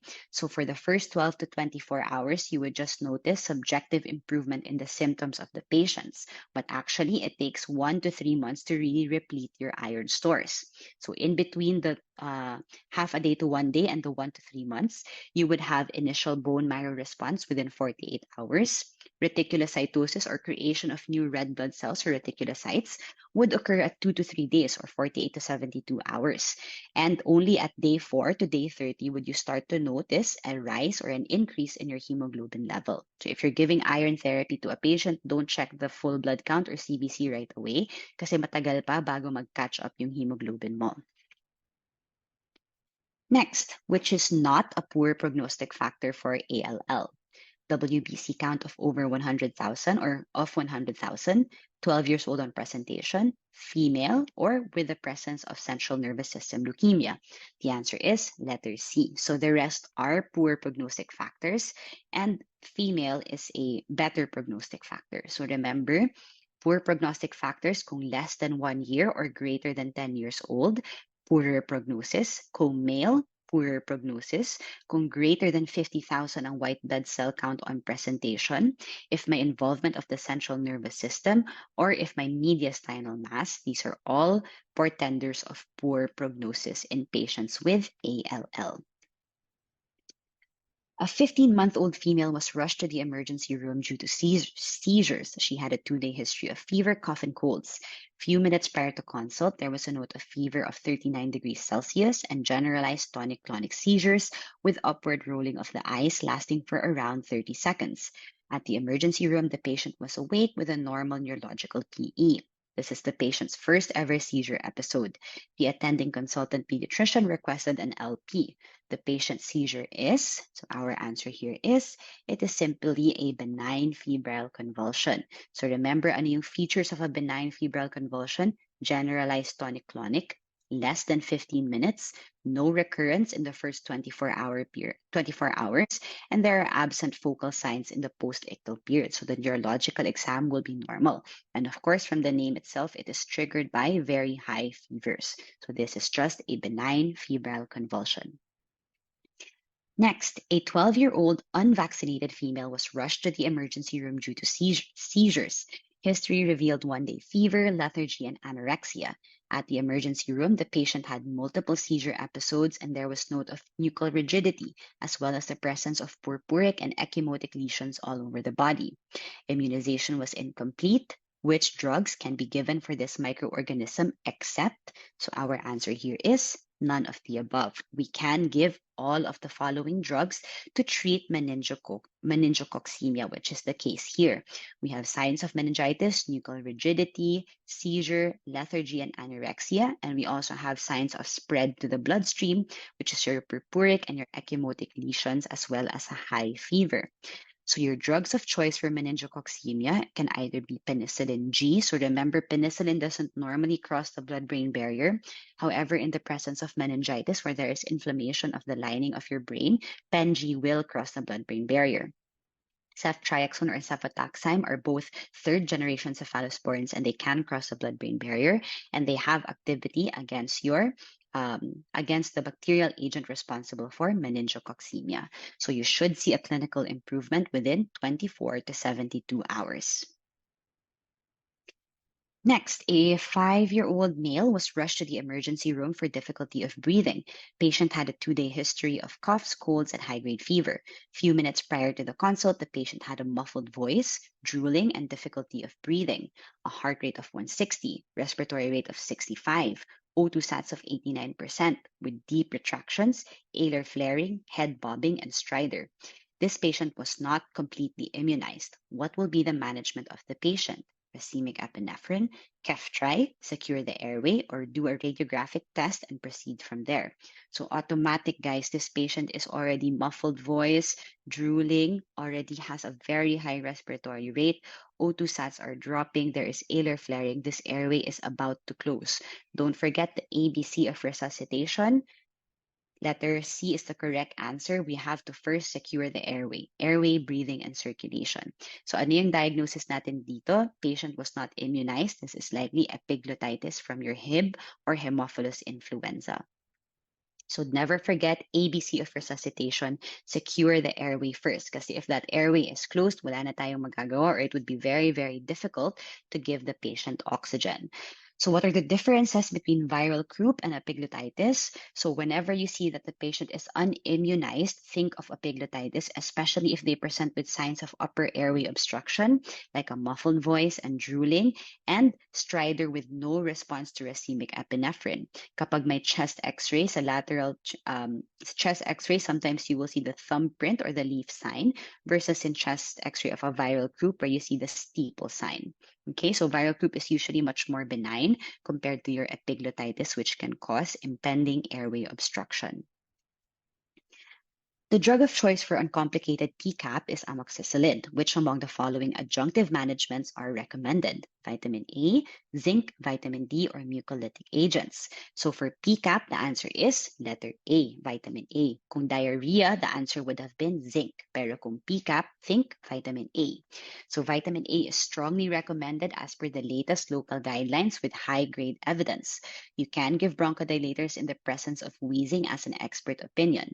Zinc is not considered as adjunctive therapy, so letter B is wrong. Letter C or vitamin D is not considered as adjunctive therapy because it was not found to reduce the length of hospital stay. And things like your mucolytic agents are also not considered as adjunctive therapy. Next, a 2-year-old male was exposed to his father who was recently diagnosed with sputum smear positive pulmonary tuberculosis. So this is bacteriologically confirmed. Gene expert was done, revealing sensitivity for isoniazid and rifampicin. The child has on and off cough and is being managed as a case of infantile asthma. There was no fever, chest x-ray is normal, there's no weight loss, good appetite, and measurements and growth are at par with age. A PPD or skin test was done, revealing no induration. What is the next best step for this patient? Will we repeat the tuberculin skin test after 3 months? Will we start on isoniazid prophylaxis? Will we do gene expert or will we just observe? So the answer here is letter B. We should start the patient already on isoniazid prophylaxis. Okay, so patients less than 5-year-olds who are 5-year-old who are exposed to bacteriologically confirmed cases should already be given isoniazid prophylaxis regardless of symptoms or PPD results. So in fact, in the previous question, they should not have done a PPD in the first place. They should have already given isoniazid prophylaxis right away. So let's go through this algorithm together. So in an HIV negative child who is less than 5 years old, and if they are a household or a close contact of pulmonary TB, first we check for symptoms. Is there cough? Is there fever? Are they not eating well or anorexic? Are they having weight loss or failure to thrive? Fatigue, reduced playfulness, and decreased activity.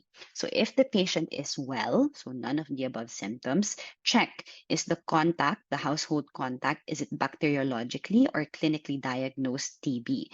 If bacteriologically confirmed, give preventive treatment right away with your isoniazid prophylaxis. Kung clinically diagnosed lang yung contact niya, perform a skin test first. Kung positive yung skin test, saka ka na magbibigay ng preventative treatment. If it's negative, just advise them to watch out for the symptoms. Now, if the patient is symptomatic pero less than 2 weeks pa lang, follow up and check for persistence of symptoms. If persistent pa rin yung symptoms, we do not need to get a chest x-ray. They already meet the criteria for presumptive TB because 1, they have a household or close contact, and 2, they have symptoms lasting more than 2 weeks. So treat as TB. If the symptoms resolve, then go back to this slide of the algorithm wherein you would check kung bacteriologically or clinically diagnosed yung household contact. Kung bacteriologically confirmed, as mentioned, give preventive treatment with isoniazid. Kung clinically diagnosed, tuberculin skin test. Kung positive, give isoniazid. Kung negative, just watch and wait. Give advice and advise them to seek care if the symptoms recur. Next, a child developed high-grade fever with a maximum temperature of 40 degrees Celsius. They also developed a cough and colds. The mother noted redness of the eyes with a mucopurulent discharge. On the second day of fever, there were maculopapular rashes appearing on the face, which progressed in a cephalocaudal manner, so from head going down. The following findings will be likely seen in this disease. Brani desquamation when the rash reaches the soles, Nagayama spots, vesicular and pustular lesions will probably appear as well, or this disease is prone to causing a plastic crisis. So our answer here is letter A. Kasi ano ba yung disease na ito? We are talking about measles. So remember, this Brani desquamation occurs with measles. Yung Nagayama spots, we would find that in roseola, which is caused by your HHV6 or your exanthem subitum, wherein you have a high-grade fever, and then after the fever, there is the rash. Then you have your vesicular and pustular lesions will probably appear as well. This is more in line with your varicella. And in terms of prone to causing an aplastic crisis, this is your erythema infectiosum, which is caused by your parvovirus, which can cause a plastic crisis, particularly in patients who are susceptible. So ano yung clues natin that this is measles? Remember, the cough and the coryzal symptoms and conjunctival symptoms are present usually in measles. So this patient had a cough and colds, coryzal symptoms, and redness of the eyes with just discharge. So your conjunctivitis symptoms, suggesting it is measles. Next, the following statement is true about the most common cause of thyroid disease in children and adolescents. Is it A, this disease is characterized by autoimmune lymphocytic infiltration? B, signs and symptoms of hyperthyroidism are mostly present? C, management is radioactive iodine ablation? Or D, positive for TRS antibodies? Our answer here is letter A. This disease is characterized by autoimmune lymphocytic infiltration. Ano nga ba yung most common cause of thyroid disease in children and adolescents? It is your Hashimoto's thyroiditis. So it is the most common cause of thyroid disease in children and adolescents. So remember, Hashimoto's is an autoimmune disease where you have lymphocytic infiltration between the thyroid follicles and may antibodies ka against your thyroid peroxidase. So in 90% of children, this antibody is positive. And what happens is they inhibit your enzyme activity and they stimulate your natural killer cell toxicity. So most of the affected children, however, are euthyroid and asymptomatic. Next, Mark is diagnosed with allergic rhinitis. For the past 3 weeks, he has been seen having symptoms of congestion and sneezing, especially in the morning. The symptoms are present on most days of the week. He is used to these symptoms, thus it does not interfere with his activities of daily living. What is the classification of his disease? So our answer here is intermittent and mild. So let's look at how to classify it. We will only call it persistent if it is present for more than 4 days per week and it has happened for at least 4 weeks. So in this case, 3 weeks pa lang yung symptoms ni Mark. So even if it happens most days of the week, dahil hindi niya na-meet yung 4-week cutoff, this is just intermittent allergic rhinitis. Now, in terms of the severity of the symptoms, remember this patient said it does not impair his daily activities. So therefore, it is intermittent and mild. We would call it moderate to severe if they have one or more of the following items: abnormal sleep, impairment of daily activities, impaired work and school, and if the symptoms are troublesome. So you only need one of these symptoms to call it moderate to severe. Lastly, this disease is characterized by thymic aplasia, hypoparathyroidism, and immunodeficiency. Which is the primary deficiency of this disease? So two-step question. B cells, IgA, IgG, or T cells? So unang-una, what is this disease? Thymic aplasia, hypoparathyroidism, and immunodeficiency. This is your DiGeorge syndrome. So dahil may thymic aplasia, which is the area where your T cells go to mature, this is letter D, or T cells. So let's go through why the different options are incorrect. So letter A, which is B cells. Let's discuss DiGeorge syndrome first, or thymic hypoplasia or DiGeorge syndrome. So remember what happens here is your third and your fourth pharyngeal pouches, or your precursors of your thymus and your parathyroid hormone glands, fail to develop properly. So you would get your catch-22 syndrome, C for cardiac defects, specifically conotruncal abnormalities like your TROF or truncus arteriosus, A for abnormal fascies, T for thymic hypoplasia, so your thymus, which is where your T cells go to mature, cleft palate, and hypocalcemia because of your parathyroid hormone insufficiency. So again, thymus is where the T cells go to mature, therefore you would have a low number of T cells and impaired T cell function. Choice A was B cells. So think B for Bruton agammaglobulinemia. So what happens is the BTK tyrosine kinase gene is abnormal. Therefore, you do not have proper B cell maturation. So remember, B cells are really important in the secretion of antibodies. So also think B for B cells, B for Bruton, B for boys, because it is X-linked agammaglobulinemia. So B cells, again, are responsible for plasma cells which release your antibodies. So therefore, you would have a massive decrease of immunoglobulin of all types. IgG would be low, IgA would be low, IgM would be low, and IgE would be low.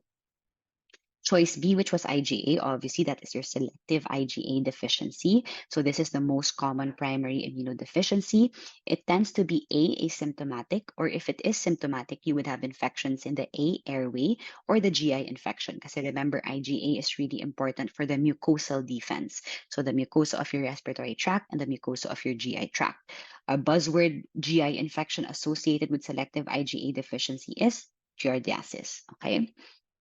And the choice C, which was IgG, you can find that in hyper IgM syndrome or in your CVD or your common variable immunodeficiency disease, where you have low IgG with normal B cells.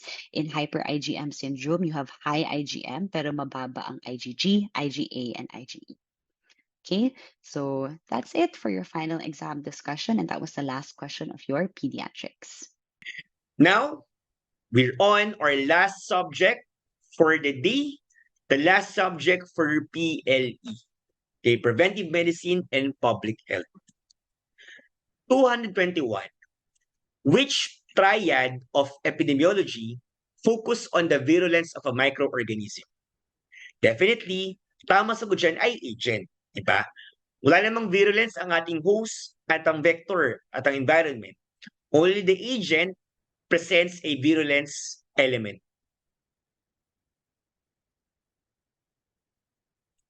Ang agent, siya yung nagkukos ng ating sakit. Ang host, siya ang ating pasyente. Okay, kasi there are different comorbidities that may affect the onset of the disease, as well as age and even genetic dispositions. While environment, they may cause or may decrease the risk of having a disease. 222. What is the term used for the ability of an agent to produce serious illness? Okay? Ang tamang sagot ay virulence. Pathogenicity is the ability of an agent to induce disease. That is clinically apparent. Pero hindi kailangang serious ang ating sakit dito. Virulence, yan ang kailangang serious ang ating illness. It can even lead to fatality. Pag-uusapan ay immunogenicity is the ability of an agent to cause immunity, to cause the production of antibodies, to cause immunologic memory. While antigenicity is the ability to combine specifically with the products or effectors of immune response. 223. The latency of a disease is under which point of the natural history of the disease. Latency is about subclinical. Now, ano ba ang ating latency? Okay, ang latency, it occurs kapag ikaw ay exposed na sa isang sakit, pero hindi pa lumalabas ang kanyang clinical symptoms. So meaning, naka-subclinical stage ka lang. Dahan-dahan lumalabas ang ating sakit over time. Pag lumagas na ang ating sintomas, ang tawag sa kanya na ay clinical disease. Okay? Now, this is important because they reflect your levels of prevention. Okay? Kapag nasa stage ka ng susceptibility, you may perform primary prevention para hindi ka magkaroon ng exposure. If meron ka ng subclinical state of disease, you may perform secondary prevention para hindi ka magkaroon ng clinical disease. And of course, if meron ka ng sakit, your goal is to prevent disability and death. So you must perform tertiary prevention to prevent complications and disabilities from the disease. 224. Indirect transmission includes which of the following? Except, so ang point niyan, lahat sila ay indirect transmission. Except what? So, mosquito-borne, foodborne, and toilet seats are all indirect. Pero ang transplacental, it is a form of direct transmission from the mother going to the baby. It's also known as vertical transmission. Like for example, toxoplasma can be passed vertically or transplacentally from the mother going to the baby. So meron kang direct contact, kumbaga. 225. Which term best describes the pattern of occurrence if there is a sudden increase of cholera cases from 1 to 2 cases to around 20 cases per month in a certain barangay. Best answer is an epidemic. Okay. Ang sporadic, kapag ang sakit ay occurs infrequently at bigla siya nangyari. Pandemic, nangyari yan if there is a spread over several countries, eventually making it worldwide. Usually kapag kumalat ang sakit from one area to another, like a country or a territory, ang tawag sa kanya pandemic na. Endemic is the habitual presence or the usual occurrence of a disease. So in a case, ang kanyang endemic dyan ay only 1 to 2 baseline. Ay bigla siyang tumaas. Kaya ang tawag ngayon sa kanya ay epidemic. Kasi there's a increase, often sudden, in the number of cases of a disease that is normally expected in that population. There's an increase from baseline. Ang outbreak usually, same definition of epidemic, but usually used for a more limited geographic area. For example, there's an outbreak in the school. There's an outbreak in the library. Okay? But in epidemic terms, ang ginagamit mo ay, there's an epidemic in Barangay Kalusugan. There's an epidemic in Quezon City. So as you can see guys, in outbreak, mas limited ang geographic area. It usually pertains to a small area, like a school, a library, a canteen, for example. 2 to 6. A study in which patients are randomly assigned to receive either a new drug or the gold standard. And eventually, there is monitoring of side effects and effectiveness of each drug. What type of study is this? So dyan, first you have a random assignment. So check. So mukhang pinag-isipan ng study natin. And kung titinan guys, there's what you call here a testing of the new drug and between a gold standard. So it's a form of an experimental study. Kasi the A, B, and C, rather, the A, B, and D are all observational in nature. Ang experimental, as like in this case, is a form of a randomized control trial. In randomized control trials, you have your randomization, you have your blinding, and you're trying to check here a drug against a gold standard. So gusto mong malaman if effective ba siya or not. 2 to 7. A researcher wants to determine the relationship between smoking and the incidence of uterine myomas. So nangyari, he selects 40 smokers and 40 non-smokers of comparable demographic characteristics and observes the development of myomas after 25 years. So what is the inferential statistic that is best used to employ this situation? Now, ang first plan mo dyan is to know anong type ba of study ito. So you start with risk factors or the exposure. Then over time, you try to find the occurrence of the disease or the outcome. Pag ganyan na study mo, ang tawag dyan ay a cohort study. And cohort study, they use a relative risk parameter. Okay?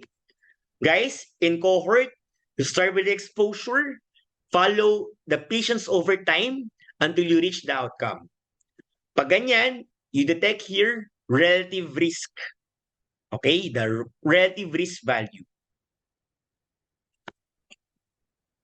In contrast, in case control, you start with the outcome, then you assess for the risk factors. Pag ganyan, what you get is the odds ratio. 2 to 8.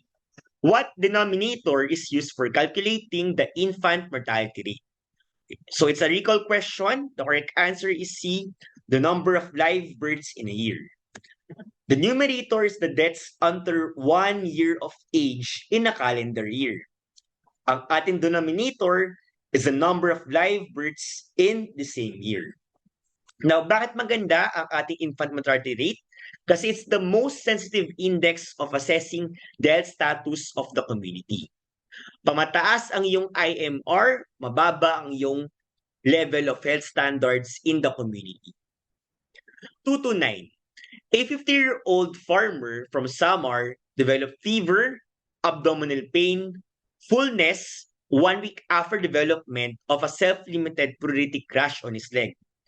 So, the probable diagnosis falls under which category of water-related diseases?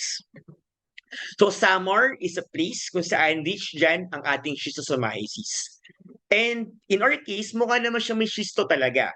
There's fever, there's abdominal pain and fullness. And prior to that, nagkaroon siya ng pruritic rash. Probably a swimmer's itch. Ang tanong, saan kategory nagpa-fall ang ating schistosomiasis in terms of water-related diseases? Correct answer is dog water-based diseases along with leptospirosis. So you have to know this, guys, the different categorization of water-related diseases. Water wash is more about personal hygiene problems. So, andyan yung mga scabies, yung mga lice, etc. Water-based, dalawa lang yan. Schisto sa lepto. Vector-related, lahat ng may vectors na kailangan ang tubig for its development, such as mosquitoes. And waterborne, yung mga naiinom mo from contaminated drinking waters. 230.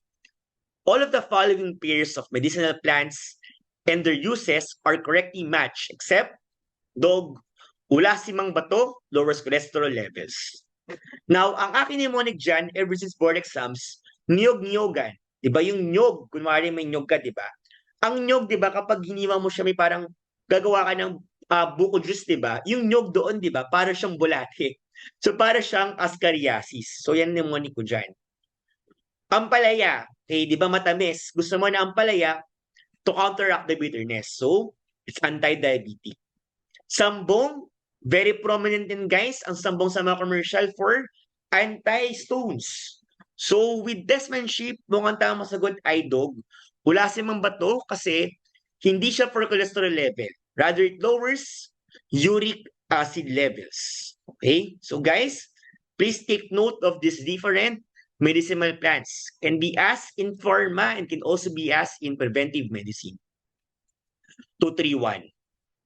All of the following phylet members are classified as direct contributors except C, indigents.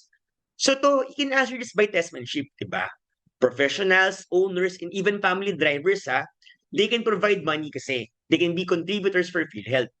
Pero ang indigent, guys, mahirap na yan eh. Indigent na nga siya, wala siyang pera. So, definitely, they act more as an indirect contributor.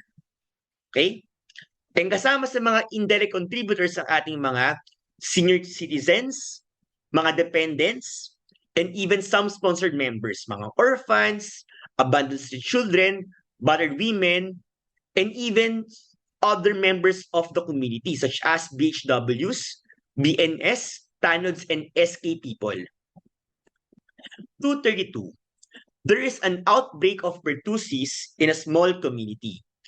Out of 200 residents, 8 from different households were infected and developed symptoms. Compute for the overall attack rate. Dok, ano bang formula for this attack rate? Now, even if di mo siya maalala, you're only given here 2 values, an 8 and a value of 200. So, you're asking for a rate, a percentage. So, to compute it, definitely, just divide 8 by 200 times 100. Give me a value of 4%. Okay? So, that's testmanship. Pero ano ba talaga ang ating overall attack rate? It's known also as your primary attack rate. Its formula is for measuring infectivity. It's the number of people at risk who can get the illnesses, the primary cases, divided by the number of people at risk.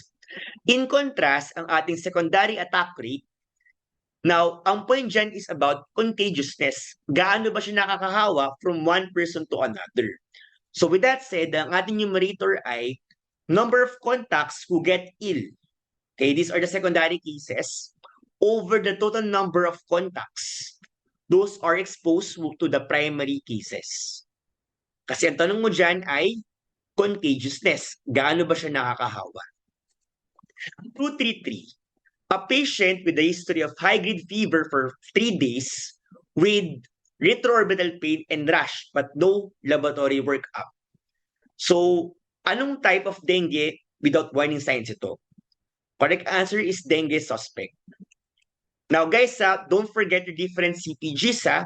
If not asked in IM in Pedia, they may be asked in Prevmed. So, gato lang naman yan guys.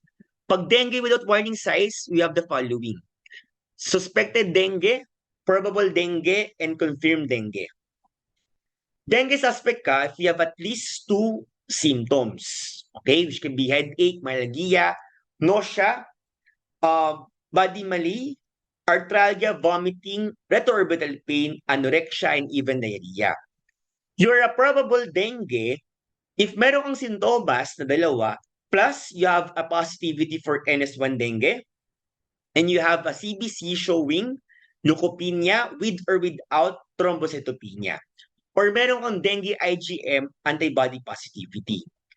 Na magiging confirmed dengue ka lang if kapag nakapag-isolate ka ng virus via viral culture, via PCR, via NAAT, or via plaque reduction neutralization test.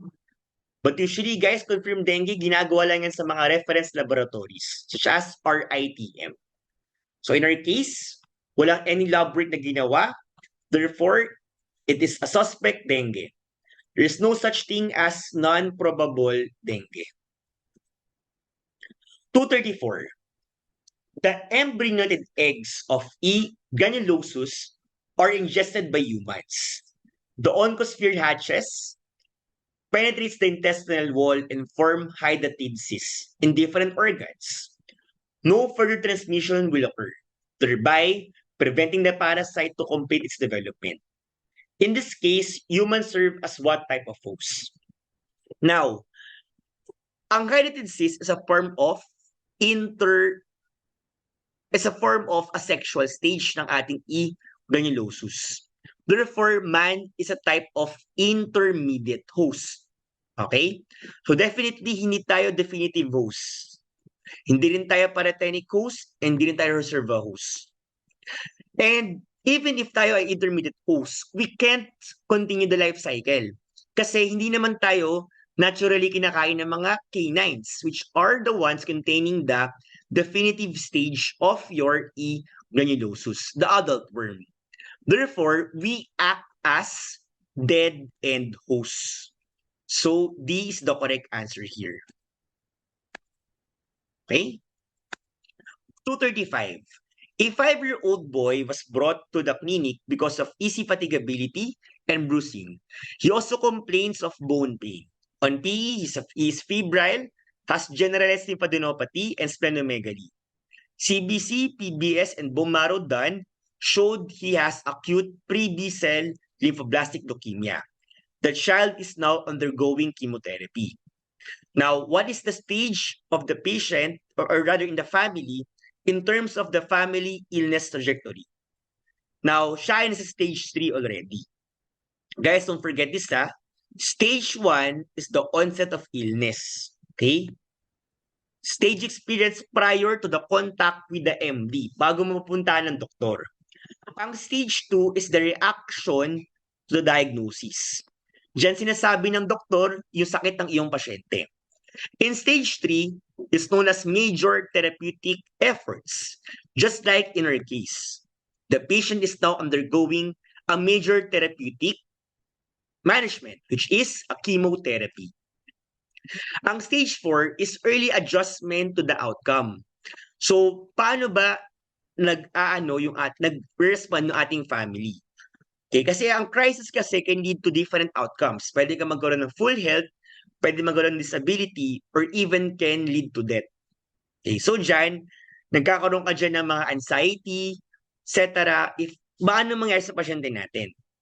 Ang stage 5 is, ito yung point kung saan natanggap na ng family yung fate ng family member nila in terms of his or her illness.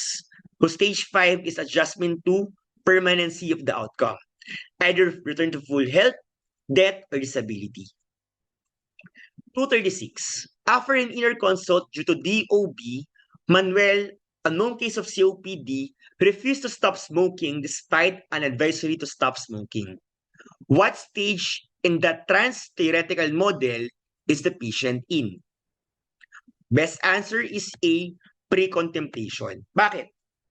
Kasi the patient has no intention at all on changing behavior. So, hindi pa niya naisip. Hindi pa niya nako-contemplate na magbabago siya ng behavior. Therefore, siya ay nasa pre-contemplation stage pa lang. Contemplation stage ka na kapag meron ka ng awareness sa problema, pero wala ka pa rin commitment to action. Pero aware ka na. Okay? Meron ka ng awareness na may problema ka. Preparation is kapag nag-intend ka na mag-take ng action. Okay? By addressing the problem. Action if meron ka ng active modification. Maintenance kapag maintain mo ang change na ginagawa mo. However, relapse may occur kapag bumalik ka sa old patterns of behavior mo. In our case, he first to stop smoking despite na alam niya, wala siyang pinaplano at all. It's a pre-contemplation stage. 237. A 55-year-old batadero in Emengord market takes doxycycline weekly as prophylaxis for leptospirosis. What is the level of prevention? So, meron kang risk factor yung pasyente mo. Diba? Kasi siyang matadero. Tapos siya ay nasa market parate. So, you have a risk factor pero wala ka pang sakit, wala ka pang lepto. You want to prevent the occurrence of this condition. Therefore, the level of prevention is still under primary prophylaxis. Okay, guys, as mentioned before, these are the different forms of prevention. Primary, secondary, and tertiary. In primary, wala ka pang sakit. In secondary, you have the disease pero wala ka pang sintomas. In tertiary, may sintomas ka na, kaya you want to perform tertiary prevention para hindi ka magkaroon ng disability. Now, what is primordial? Primordial is about a community-level effort via laws of or public health policies to prevent risk factors. For example, the Sinlo Act, the Sinlo, ba? Syntax pala, the syntax. Okay, yung syntax, di ba? Kung saan nagpapato na malaking pera sa ating mga cigarettes, for example. That's a form of primordial effort para mabawasan yung pag-engganyo ng mga tao sa pagbili ng mga sigarilyo. Okay, so that's a form of primordial prevention. 238. You want to compare the effect of a particular drug in the percentage of cholesterol level, measurements before and after the medication were taken. What is the most appropriate statistical test?